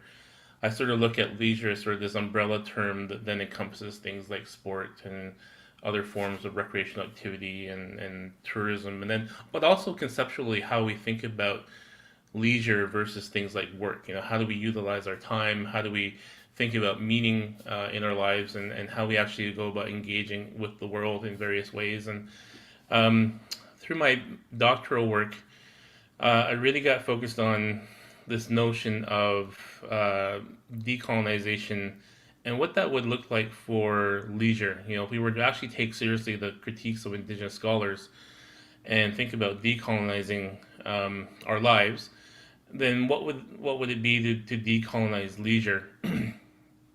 And I think some of the really influential discussions on my work currently relate to Tuck and Yang's discussion of decolonization as not being a metaphor, so as being the repatriation of land back to Indigenous peoples for reconciliation and decolonization and Indigenous resurgence. But I've also, as I've got here to the University of Manitoba, I've been sort of thrown into the discussions around land-based education. I came here, from recreation and sport, and sort of was hired on to try and push forward our land-based education, which I knew nothing about. It was not a land-based educator by any stretch of the imagination, but really start to look at what land-based education was, and tried to understand some of the discussions within the Indigenous literature around what Indigenous peoples need to do in order to push forward a lot of different agendas. Reconnecting to our cultures, reconnecting to our languages, pushing back against colonialism in all different facets of life. And one of the things that has stuck out to me within these discussions is Sean Wilson's discussion of relationality. So his discussion of relationality basically talks about that we are the relationships that we have. So if you look at an Indigenous ontological and epistemological understanding of the world, we would say that there's a lot of different living beings in the world where we have relationships, that we are in reciprocal relationship with these beings in the world. Now, obviously, that takes a bit of imagination to understand that type of understanding, but you have to understand how Indigenous peoples used to live in relation to all this, everything that was surrounding them. So anyway, I've really been thinking about this notion of relationality, which goes beyond sort of the discussion of just interrelationships. I've had people critique me and say that, well, you're just talking about interrelationship. There's nothing really new about that. Western science has made those connections that we are all interrelated. But Indigenous notions of relationality are very much about understanding that we are the relationships that we have. So if we are place-based and we understand where we're living in the moment, then we have to talk about the relationships that we have established. So then, and I'll try and wrap up very quickly. My question is mostly around how do I bring this thinking into sort of a critique of leisure, and how does that then also extend to things like sport? So what I'd be really thinking about lately is, how do we decolonize sport in relation to thinking about how its connection to colonialism, continues ongoing oppression of peoples, but then also how it then, when you talk about questions of land and people's engagement with the land, how this sport sort of maintain colonialism and contribute to climate change. And then if we were to decolonize sport, then what would that look like? So that's where I'm at in a nutshell. Thank you very much.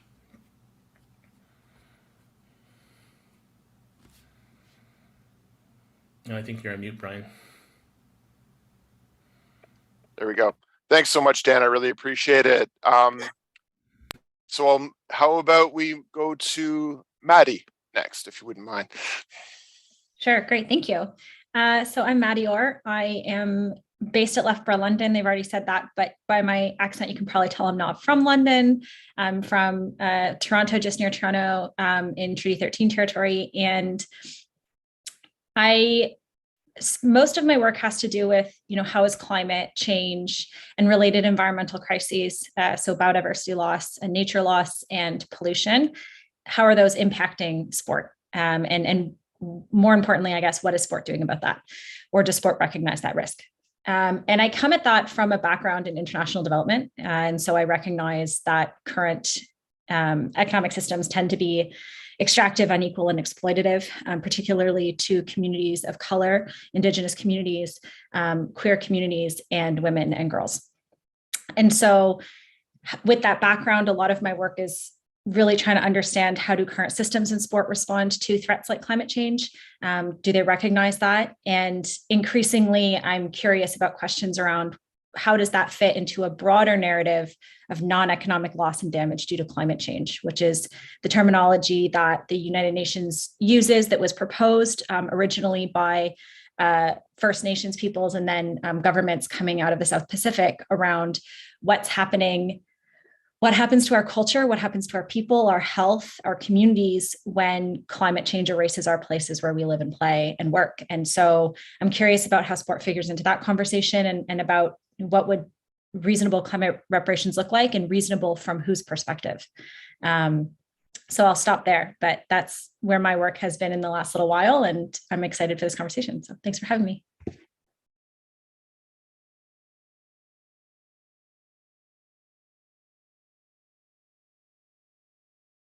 Sorry, it seems to take me a couple of steps to get unmuted here, the way this is set up. So Maddie, thank you so much.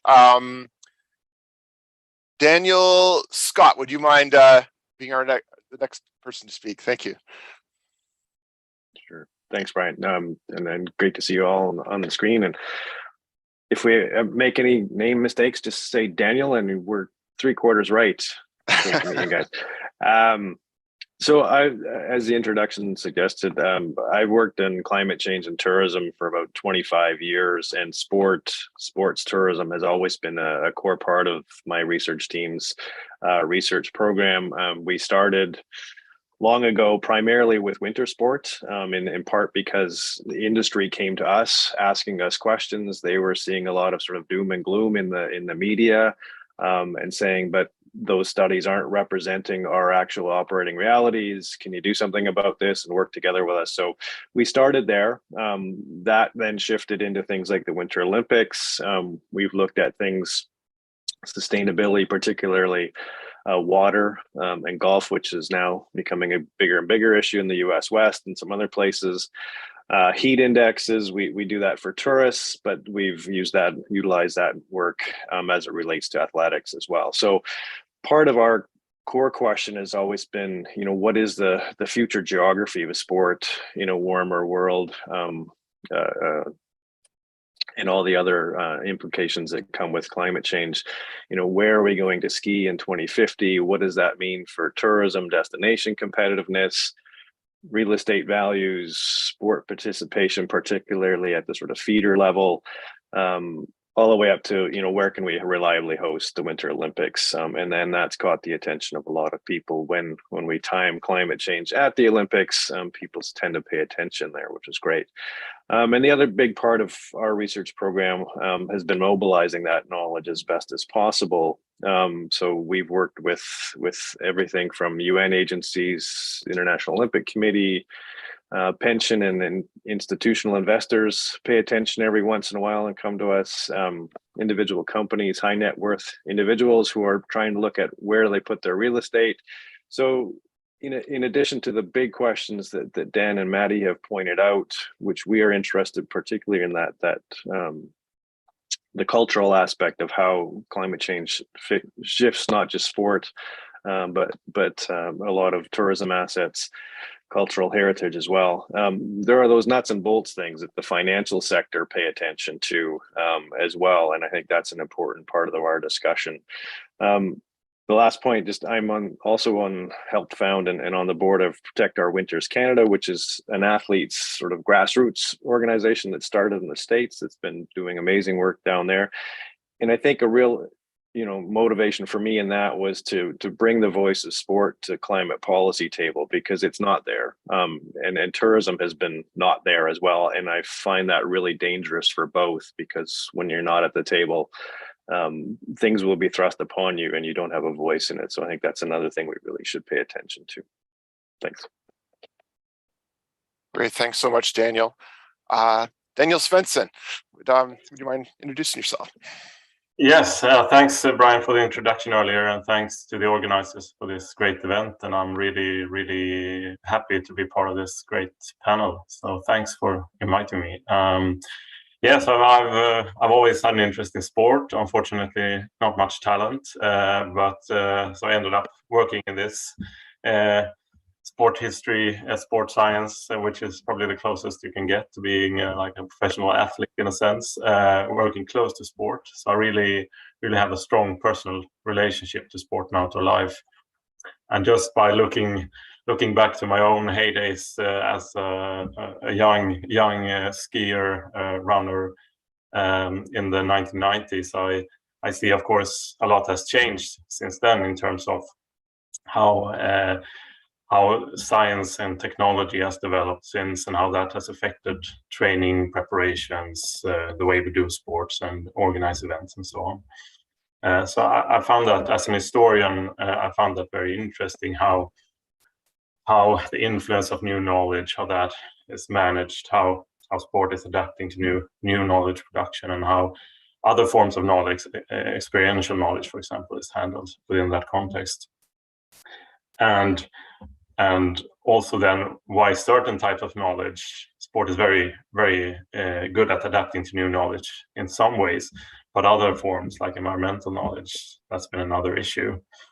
I think I've been working quite a lot with Alan Gutman's concept of sportification, and how certain logics within sports are driving the development, and unfortunately often in unsustainable directions. So when you have, it's easy to talk about environmental concerns and drafting new policy documents and so on, but when there's a clash between prioritizing performance or prioritizing the environment in elite sports, at least historically, I think that performance has been winning that struggle. So I worked a lot with the sportification model and how the logics that we go into sport with and the choices that we have also made historically, how that affects where we are today and what possibilities we have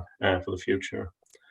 Also want to tag on to one of your concepts, Brian, from your book about golf. You talk about contextual golf. I think that's an important thing to consider, the context of sports and how those contexts look historically, where certain sports emerged out of a relationship with nature, as we've heard from the previous panels as well, and how, in a sense, we have moved pretty far from that today.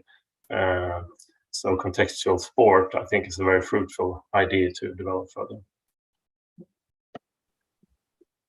Great, thanks so much, Daniel. I really appreciate it, and thanks to everyone. It's a great way to get started to learn a bit more about some of the things that are pressing issues for you right now, and also about some of your background. So I'll move on now then to the second question, and I'll begin with Maddie on this one. And Maddie, I know that this question is one that you and our panelists could talk about for a day and more, but I will ask it anyway, and you can do whatever you would like with that in the time. And I know for all of these questions, I'll begin with in this case, Maddie, and then open it up for others to get additional comments around that. So I won't do the person by person one for each of these, but do it that way. Although the last question, I think, might be one where we go person by person too. So with that, Maddie, so the question is, so there's a two-part one,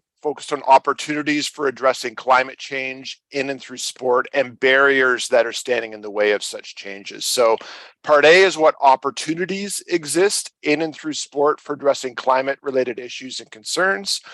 And then the second piece being what barriers to see that are preventing or may prevent these kinds of positive changes from happening. Thanks, Brian. You're right. I could talk about this for probably 5 days, so I'll keep it brief.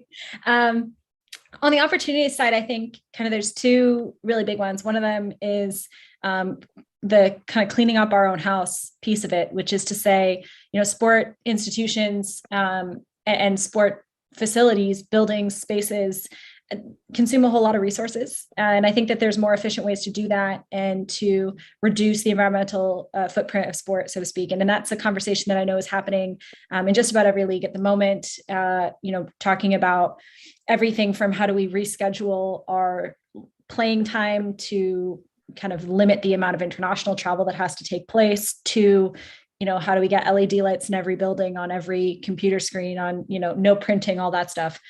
So that's really kind of one big piece of this puzzle, but I'll park it there in the interest of time.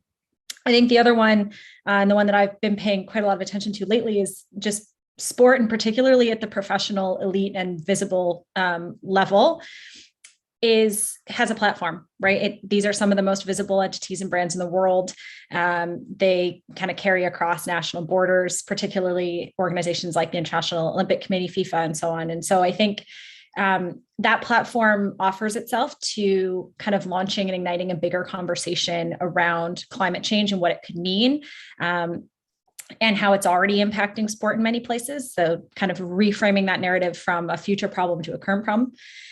And I also think that, that platform piece is true, even at lower levels of sport and community sport, youth sport, right? Little kids look up to big kids.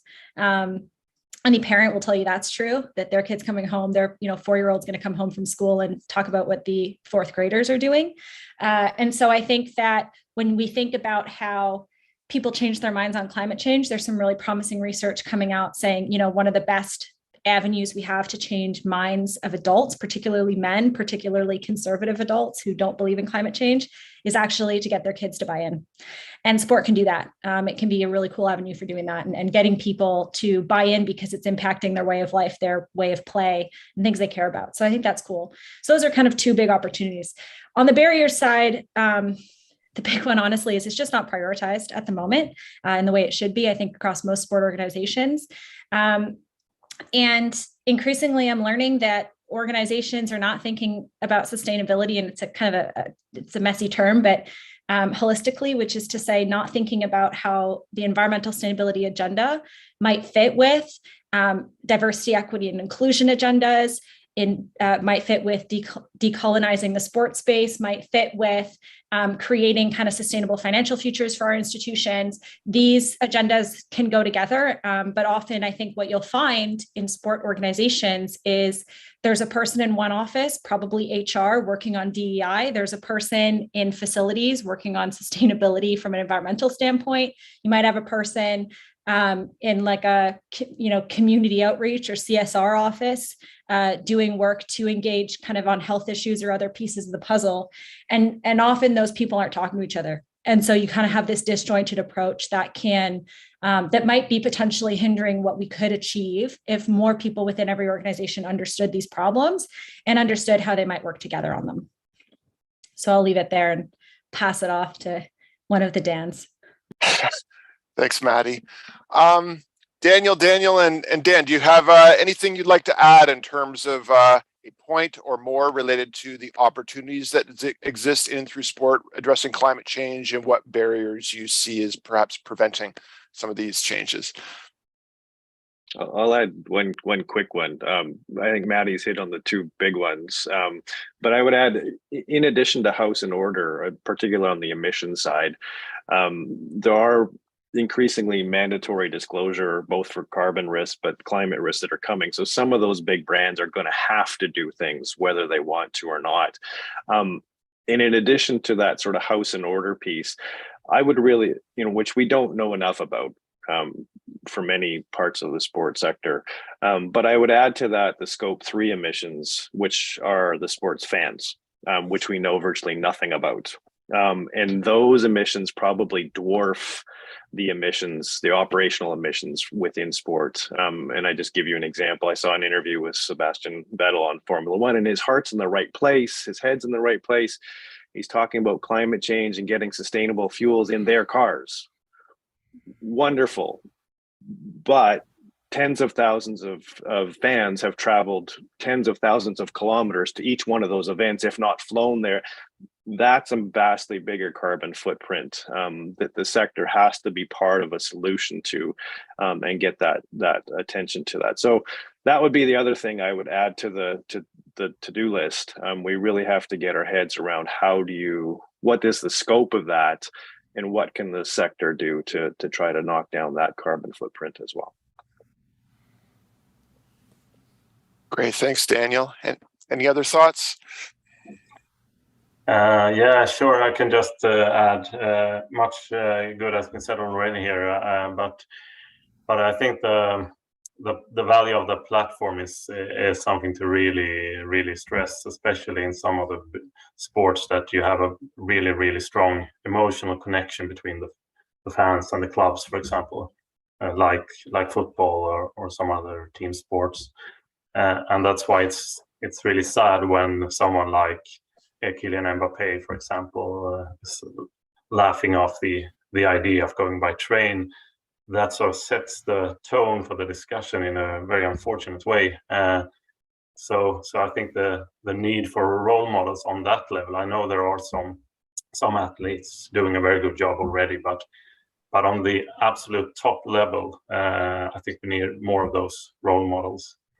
And then also, I think in terms of the structure of sport, I think relating to what I said before about sportification and these logics, sport is also used to, in a way, regulating its own business, and even actually limiting the strive for increasing performance in terms of outlawing some chemical substances. So doping is forbidden, for example, and there's a tradition in sports to regulate. And if you could do that also with the environmental issues, I mean, you can actually think of ideas how to put this in the rules, so you're not allowed to do this and that for certain environmental reasons.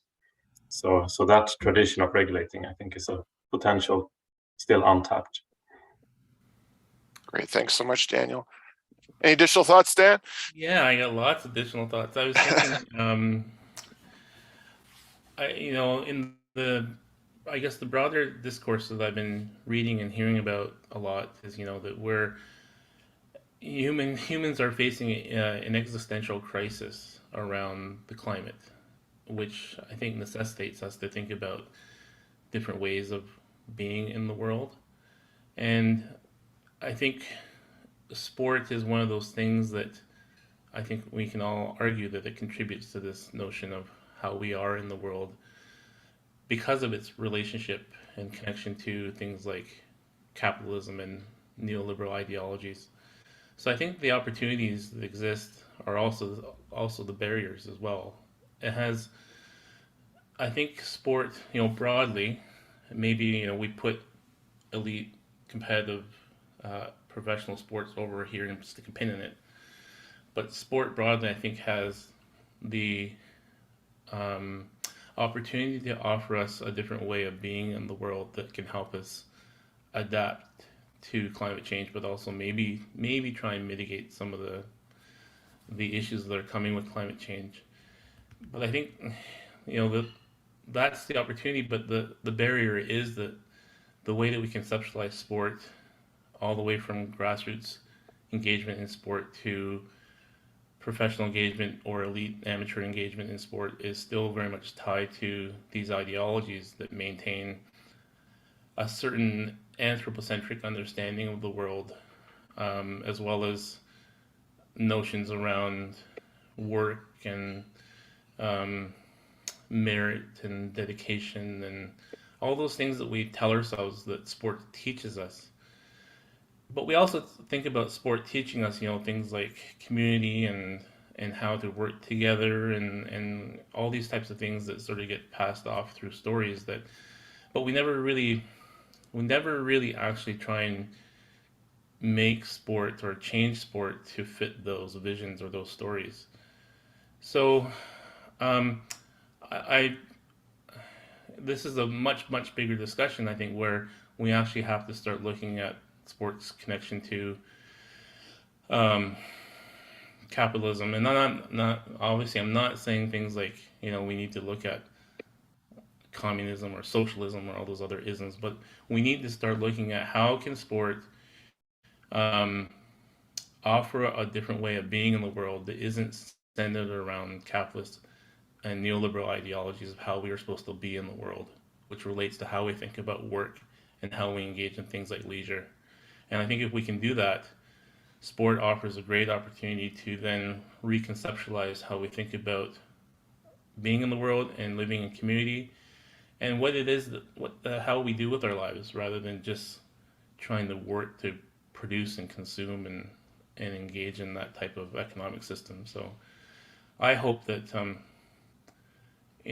sport is certainly still consumptive, but I think sport and other forms of leisure are one of those things that we can do that is relatively sustainable, that doesn't continue the cycle of what we're in now, if we're actually truly, again, committed to addressing this existential crisis that climate change and the climate crisis is presenting. Yeah, thanks so much. Thanks to all panelists for the response to that. I'm cognizant of time, but I'm going to raise a question that either could be chatted about now or something that might come up later on that's in the discussion, from Amanda Schumann, who sort of raised the idea of possibly discussing the potential of sport, the regenerative possibilities around sport as well. So I'll float that there. That's something that we could also come back to in the questions, unless anyone has anything pressing they'd like to speak to that right now. I can jump on that real quick. Sure. Thanks, Maddie. So for the last 16, 18 months, I can't even count months anymore. My sense of time has gone over the last couple of years, but I've been working with the United Nations Environment Program on looking at how sport might contribute to nature regeneration and restoration, and working on that mostly with a team of ecologists. So that's been a really interesting kind of stretch from where most of my work has been in the past. And we, as part of that project, I ran focus groups with organizations across 48 countries, 30 different outdoor sports. And there was some really interesting discussion coming out of that around a couple of things. One, regeneration and what would that look like? Two, some cool questions around whose responsibility is this, and do we expect the same things from colonized countries in the South that are trying to develop and may have like a different set of resources to work with on this agenda compared to some of the bigger, richer sport organizations of the North? And three, there's a big question around, how does climate mitigation efforts, like how do those build into regeneration efforts? How do we build into resilience? How do we craft strategy that will reach those endpoints as opposed to just in the immediate term achieve emissions reductions or achieve that kind of quick checklist that the organization might have? And I think a lot of that is kind of underscored by a big question mark around, how do we educate sport managers in these institutions to understand these concepts and to work with them? And to read a UN report or read an academic study, right? Like I don't think they're going to come to us on that. So there's a kind of a question around how do people like the five of us on this call, like I see Kristen Worley's on the call, bring that knowledge to them and do the work that Protect Our Winters is doing, which is to say bring that sport presence into policies, but equally kind of increase that knowledge base within the sport community. Maddie, thanks so much. It seems like there's more that could also be said about that as well, but I'll move on to question number 3 in the interest of time, and perhaps in the question period, we can come back to some of this as well. So for the third question, Daniel Svensson, you will be the lead on this one, if that works for you.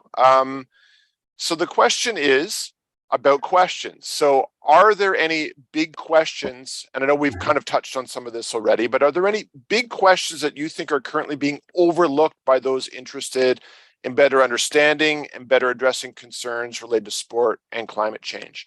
And if yes, what do you think those are, and why do you think they're being overlooked?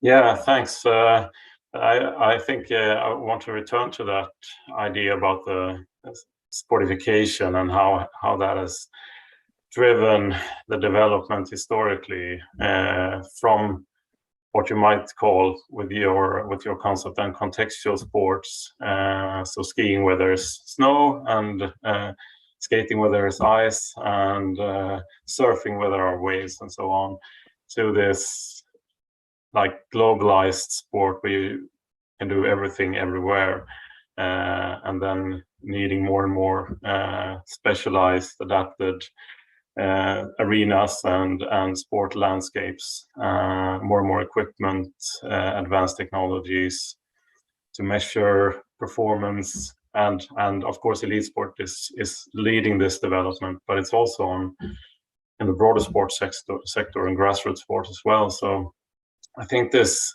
idea about contextual sport is something that is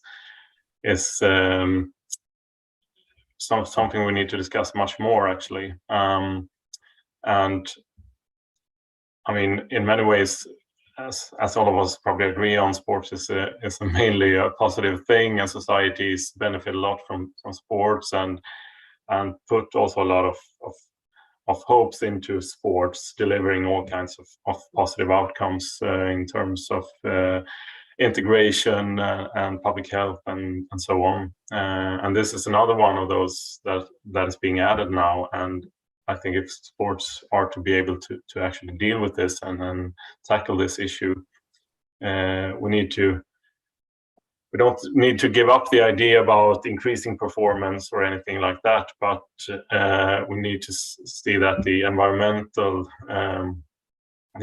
sets the boundaries of performance and not the other way around.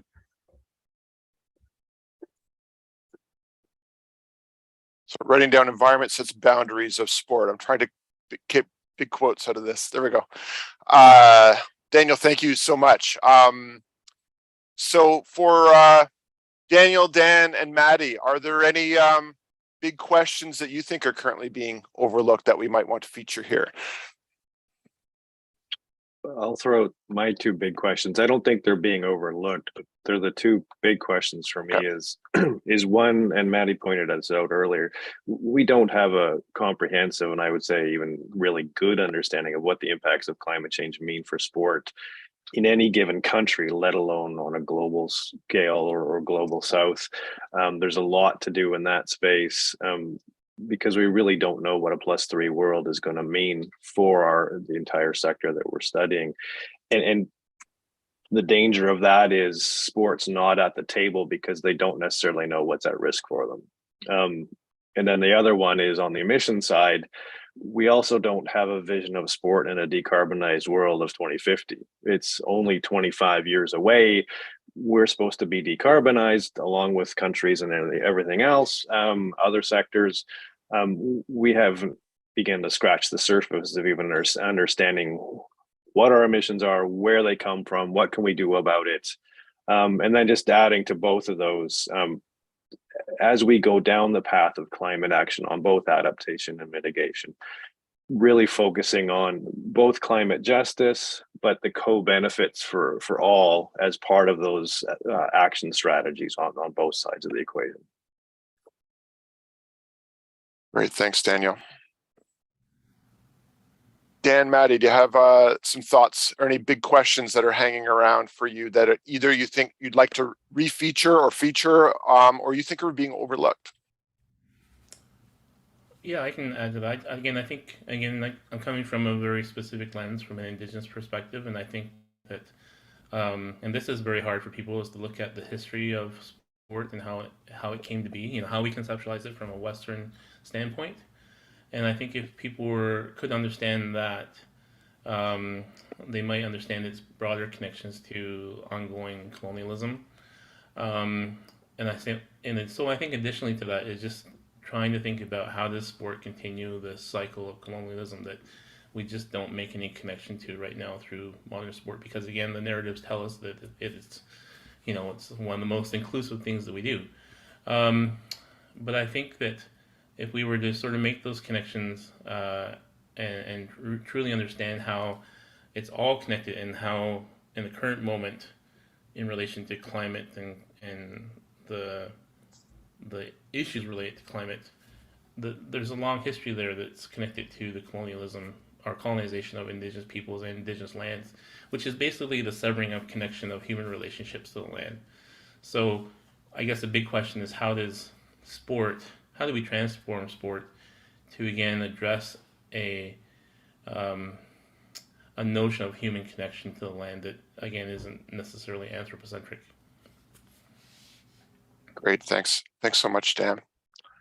Maddie, do you have any thoughts?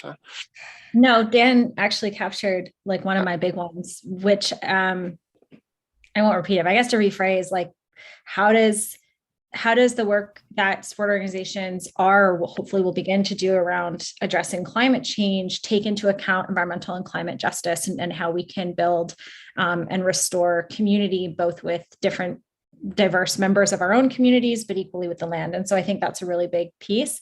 The other one that has been kind of jogging around lately in my mind is when it comes to those barriers that we were talking about earlier. I think it's really important for sport, like for us to just keep in mind that especially pro and elite sport is very much in bed with fossil fuels and very much linked to pretty exploitative and extractive industries, including airlines, auto, and so on. And so I think that there's a question mark to be raised around, to what extent are we currently reliant on money or resources from those industries, and how do we, what role is sport playing in promoting that, and how do we shift the industry away from those industries, or kind of start crafting and promoting a new version of a safer, healthier world. So I think that's another question that has been flagged by a few different organizations here in the UK and has hit my table a couple of times in the last few weeks. So I'm starting to think about that. Great. Thanks so much, Maddie. There's some really interesting and important themes that are emerging here. I should say, because we have, it's 6:50, I should say that Tom sent me a side note saying that we can leak over a little bit. I think it was mentioned at the beginning as well. So we can move on to the last question, but I'd like everyone to feel free to say what you'd like to say on this last one without feeling too hurried as well. So I will move on to the last question. Again, I know, much like previous questions, this is one that could take a while and we only have some time, but I'll begin with Daniel Scott on this one. And this is one that, I mean, these all squarely relate to the theme of this session. I think this one is particularly sort of I hope a nice ending to this in terms of thinking about your views on how things are going. So with that intro, so the final question is, based on the trends you've observed and other things you've seen or experienced in and around sport, please offer what you might see as an optimistic or an ideal vision of sport in the future and a pessimistic vision of sport in the future, and perhaps comment on which vision seems most realistic to you and why. And you could engage this any way you want to. You don't have to do both. You might just sort of, speak to how you're feeling about the future of sport there. I do recognize that you could do this any number of ways. There's also a sub piece here that, depending on how you'd like to answer this, you may consider community sport, sport mega events, however you want to do this. All right, I'm gonna. Oh. Somebody's got their. Brian, is that a question or can you mute them? I actually don't have control of the board, so okay. I think Tom might need to do this. Okay, I think it's been done. Yeah, I'm going to sit squarely on the fence and say I'm a realist. Okay. How about that? And the reason I say that is, as a climate change scientist, yeah, it can get certainly depressing if you focus on the negatives. Just yesterday, I actually did the orientation for our Master of Climate Change class, and I showed them the difference of what has the world been like in the 10 years since I first did the orientation 10 years ago, and what does it look like now? So there are negatives. You can see what atmospheric concentrations look like, emissions paths. You can show those. That climate change is in our face. It's part of our lived experience now in a way that it wasn't 10 years ago. But on the opposite side, we have the Paris Agreement, we have Glasgow declarations, and different organizations, NGOs, sporting organizations, tourism organizations coming to the tables in the way that they never did. Youth have found their voice that they didn't have, or certainly wasn't as public and as influential as it was 10 years ago. So there's absolutely negatives, but there's absolutely real positives that we've seen, particularly over the last 5 or 7 years, I'd say. On the sport specific side, I'd say on the positive, I think sport is now awakened to climate change as an issue. I think sport is kind of where tourism was about 10 years ago. There was sort of a image sensitivity, reputational risk. Some didn't want to engage in the topic because they knew there was a lot of downside to even stepping foot into it. Now they know they have to. So it's not an if, and so they're coming to the table, which is great. That being said, there's still a lot of greenwish and greenwashing going on. Some of the pledges that are being put out there, we're going to be net zero in 2050 with no credible plan on how to do it, is not a sport specific thing. I see it in tourism all the time and call them out. I see it in many countries, including our own. It's great to say net zero in 2050. How are you going to do it? Justin Trudeau and others. That's a whole other conversation. And so that's, I think, where sport is a little bit now, particularly, as Matt said, for pro sports, where they're completely reliant mostly on air travel, and there is no credible pathway to decarbonize that. currently. So those are some of the troubling pieces. That being said, again, on the positive sides, you know, we recognize we have limited knowledge, so there's going to be a big learning curve.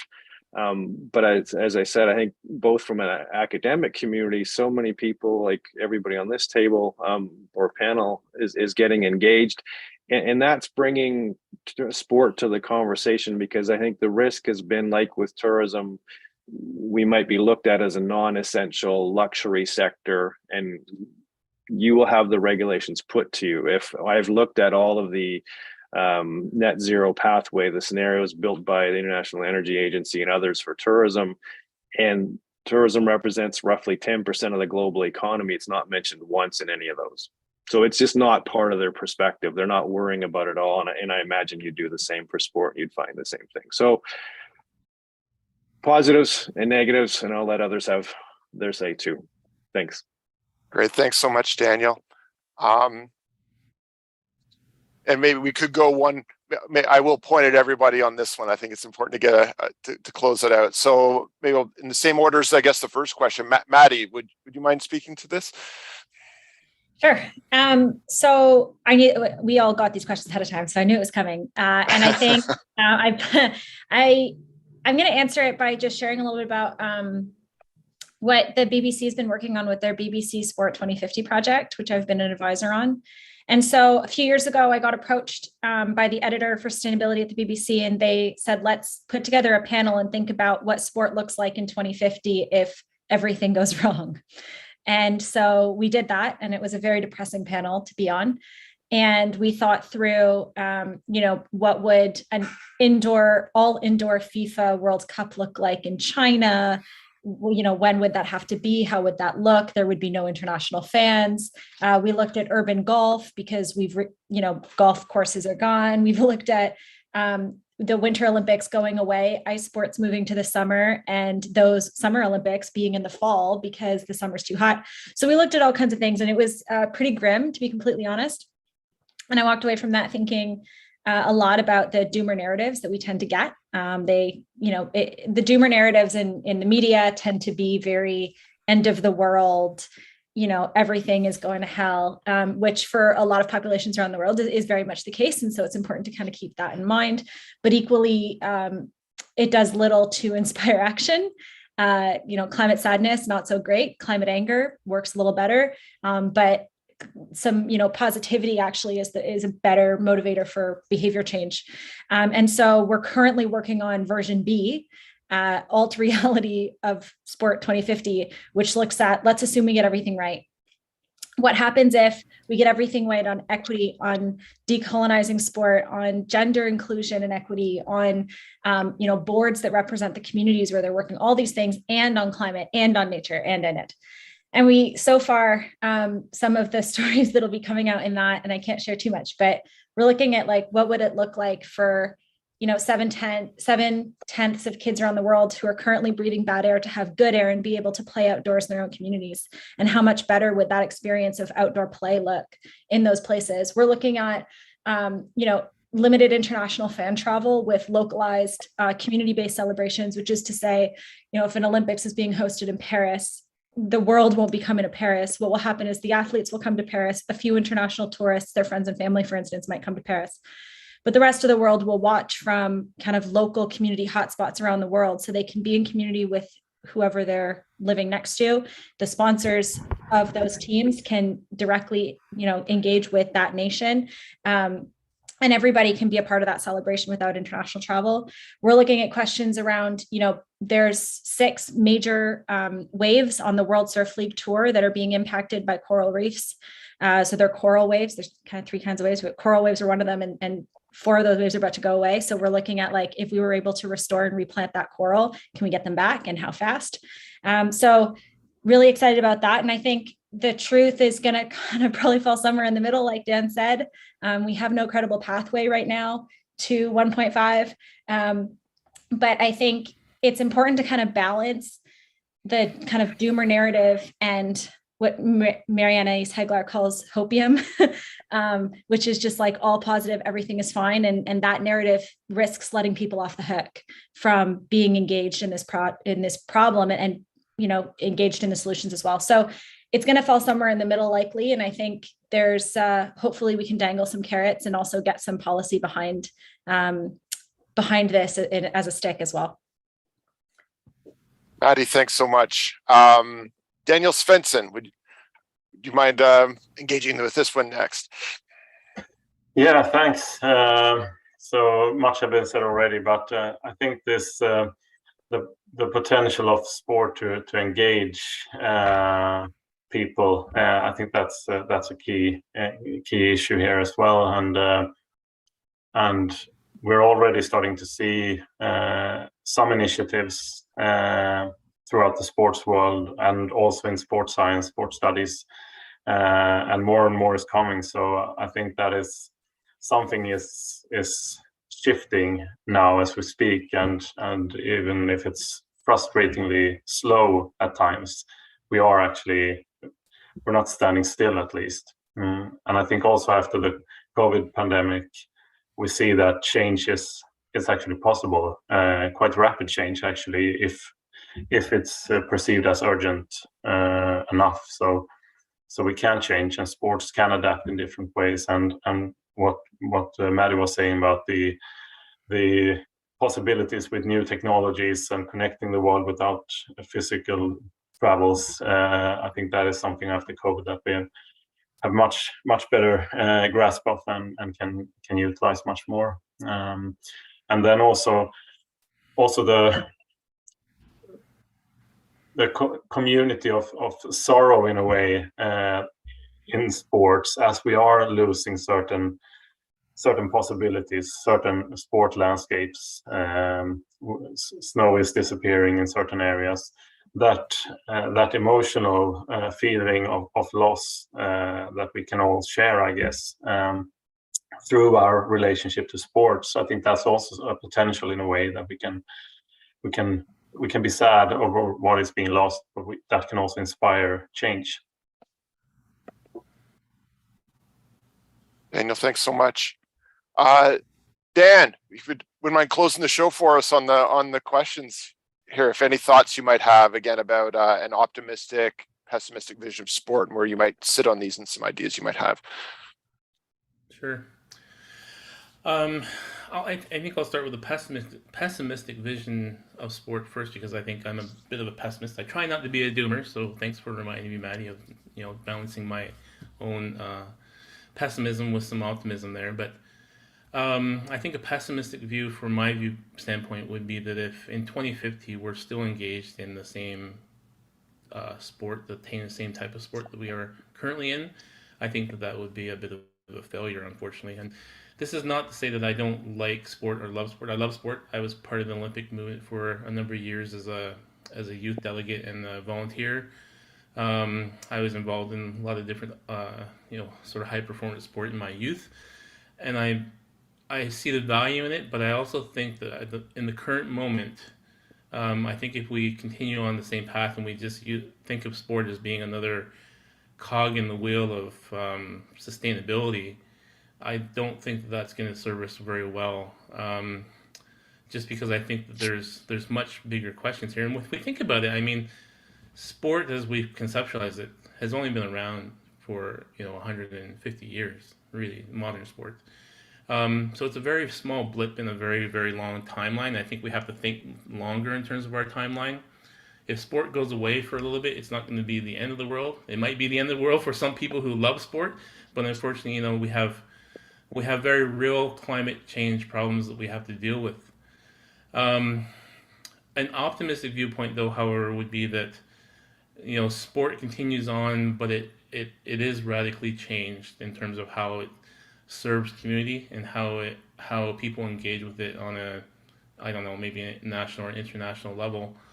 But I would really like to see, again, to see sort of elite professional sport sort of stuck over here and put a pin in it. The Olympic movement put a pin in it and just say, go away for a bit while we solve our problems at a community level.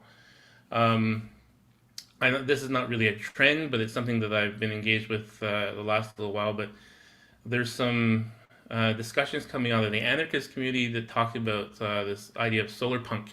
And again, it's a bit of an idealistic notion of how we live in the world, but it's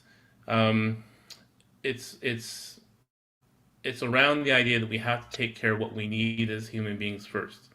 So food, shelter, water, inclusion, engagement with the environment, relationship to the environment.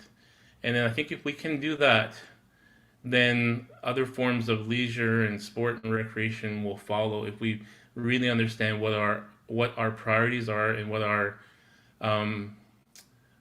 obligations are as human beings to the earth. So I think I would like to see optimistically sport come back down to sort of a grassroots level where it's helping us to achieve those goals as human beings and to actually mitigate climate change rather than just simply be something that's there helping us to adapt to what's going to occur, even though we do have to do that as well. So, Dan, thanks so much. And I'll do a big thank to all of our panelists for, I think, doing an amazing job engaging really broad questions with really powerful and succinct answers too. So we are a little bit over. It's 7:06. But again, I've been informed we can certainly still have some time for questions. So Tom, I don't know exactly how you did this for previous ones, but I will open the floor for those who may want to type something into the chat. And again, I don't have control over the board here, but for those who might want to put up their hands.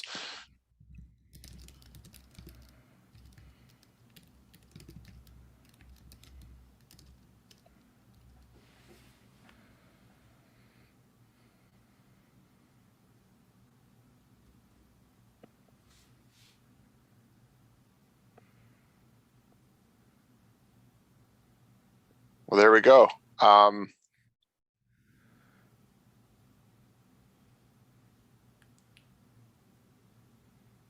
Well, I will ask one, although I actually feel like this is already implicit. So one of the kind of probing questions hanging around here at the end was your views on the concept of sustainability. Does anyone have thoughts on the use of that term versus other terms as a way of describing what, I guess, what we are hoping for, or as a guiding concept for thinking about sport-related environmental issues? I have lots of thoughts about that. I don't Please. really like the term sustainability. Obviously sustainability has multiple meanings, and depending on the context it's used, and particularly the lens that's bringing forward the idea of sustainability. But I come back to the notion of relationality as being front and center of what human relationships should be or could be. And again, it doesn't necessarily mean that people have to understand or actually believe in an indigenous way of knowing the world. You don't have to believe that there's non-human relations out there that actually have spirits and energy. But I think what people have to start recognizing is that as human beings, we have obligations and responsibilities to the earth, and we've forgotten those responsibilities because of the society that we've created. So from my standpoint, sustainability doesn't capture the idea that that we are the relations that we have to the world. And I think probably if people were to be a little bit honest with themselves, they probably don't have really a lot of relations to the world and the place that they do live. They just sort of live there and they're disconnected from the world around them. And maybe if we start talking about relationship and obligations and responsibilities to the earth, then maybe that pushes away a little bit from the idea of sustainability that maintains this sort of disconnect. So that's just my thoughts around sustainability. Thanks, Dan. I'll jump on that one next, if you don't mind. Please, please. I echo that 100%. I really don't like the word sustainability. I've written that I find it slippery What I mean by that is it's been extraordinarily watered down and poorly defined. And so it risks being misused, and often is misused. There's marketing groups and PR agencies around the world that'll slap the word sustainable on just about anything these days. And that for me is really kind of compromises the integrity of the word and the kind of theory around it. I also have seen, it be picked up as like sustainability science. It's not really a science, it's a concept. I've seen it being used, like applied in just so many different ways. So I think that's kind of a complicated problem for me. I also, in the definition that gets used most often coming out of Rio 1992, it's very human centric. So to Dan's point of relationality, it kind of misses everything else in the world. And then I would say the third piece for me that makes it especially slippery to work with, and especially in the sports space, is that it was actually, if you go back into the meeting minutes from Rio in 1992 and in the COPs in the years that followed, it was corporations that pushed for the use of that word, and its understanding is, and pushing for voluntary action as opposed to mandated regulation. And so that contributes to how slippery it really is and how blown up it's become. And I think we have to have more serious and specific conversations than the word sustainability will allow us to have. Awesome. Thanks so much, Maddie. Any other thoughts, Daniel? You don't need to comment. Well, it's there's lots to say about this. I agree with what Dan and Maddie said before as well, but maybe the SDGs are a bit less slippery. They're also slippery, and there are tensions in between the different ones, but at least it's a little bit more than just saying sustainable or sustainability. And they can also look at some positive examples of how sport has been engaging more concretely with, okay, say these are the 3 SDGs that we can actually have an impact on, and let's work with those and focus on those and do something concrete. But yeah, I agree. In general, it's there are problems with these discourses.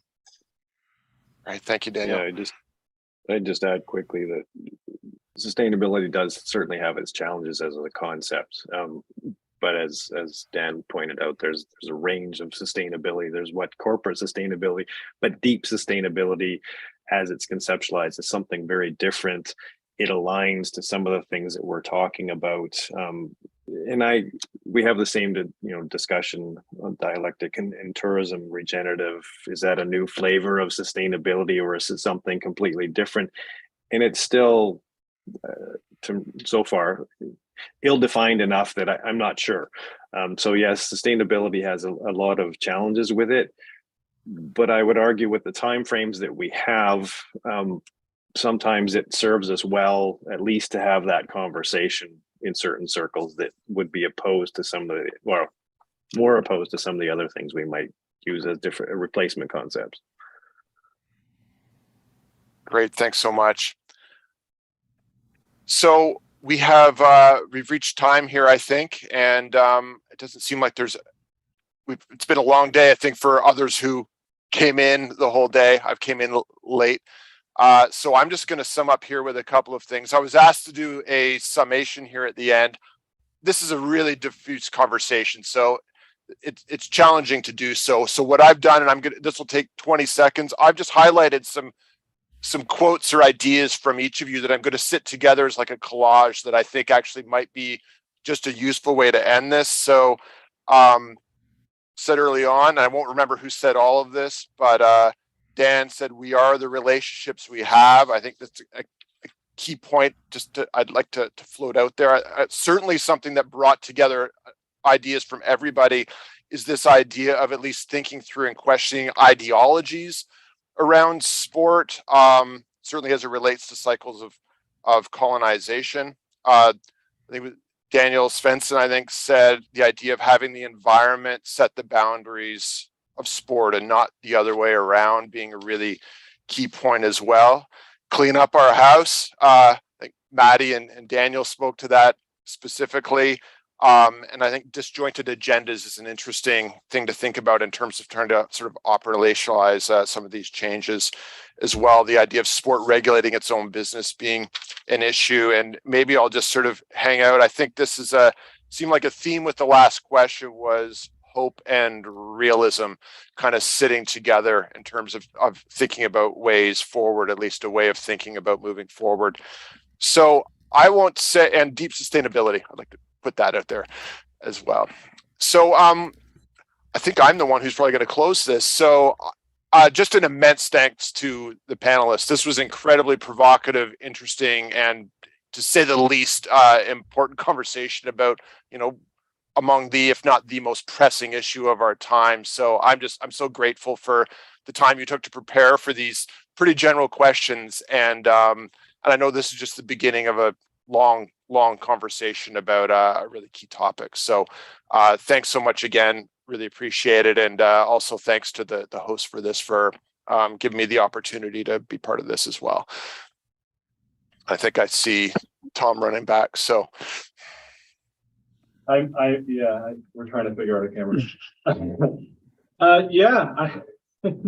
This was an amazing 4 hours for us over here in Hokkaido. So thank you so much for joining us for this. This particular session was a great sort of a crowning discussion on a number of very diverse discussions, starting from traditional games to mountain sports to the idea of physical culture and conservationism, and then ending here, I think, was really appropriate.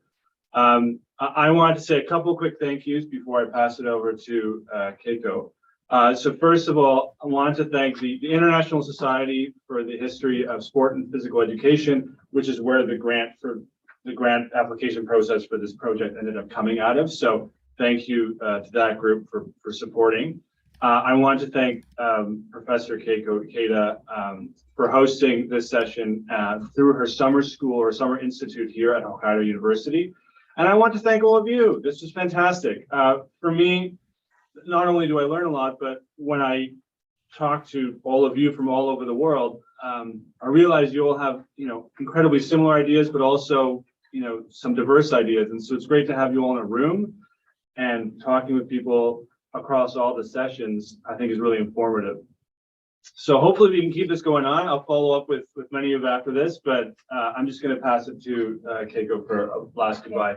Okay, thank you so much. I would like to say I really enjoyed every discussion from the section 1 to 4. Now, Japan, it's mostly midnight. I try to cover all the area in the earth in that, daylight is coming. However, we had to start at 7 p.m. That was an American continent, maybe in the early morning, and in Europe, it would be a daytime and afternoon. However, I'm really delighted to get every information you could give us, and it's always valuable. And in particular, and I just heard the discussion in the host session, and it's now refreshed to me then. I was an organizer to use the word SDGs, Then I had already noticed such a political meaning. Then, however, without the such word, we could not get the research fund from university, and also it should be, Then, what is the outcome is that we could given a platform to criticize it, and also talking more deeply in each goals, and we can combine any comment. So, and I would like to say thank you so much for all the contribution to us, and I would like to ask continue to be with us. So I would like to promise, I would like to produce the proceeding books, which will be online free access book to record this proceeding. So I would like to inform it to you all in due course. That is my token of appreciation and gratitude to all the participants. Thank you so much. Thank you all. Good day, good night, wherever you are. Thank you so much. Hope to keep Goodbye, the conversation Juan. going. Bye-bye. Great. Thanks very much. Thank you.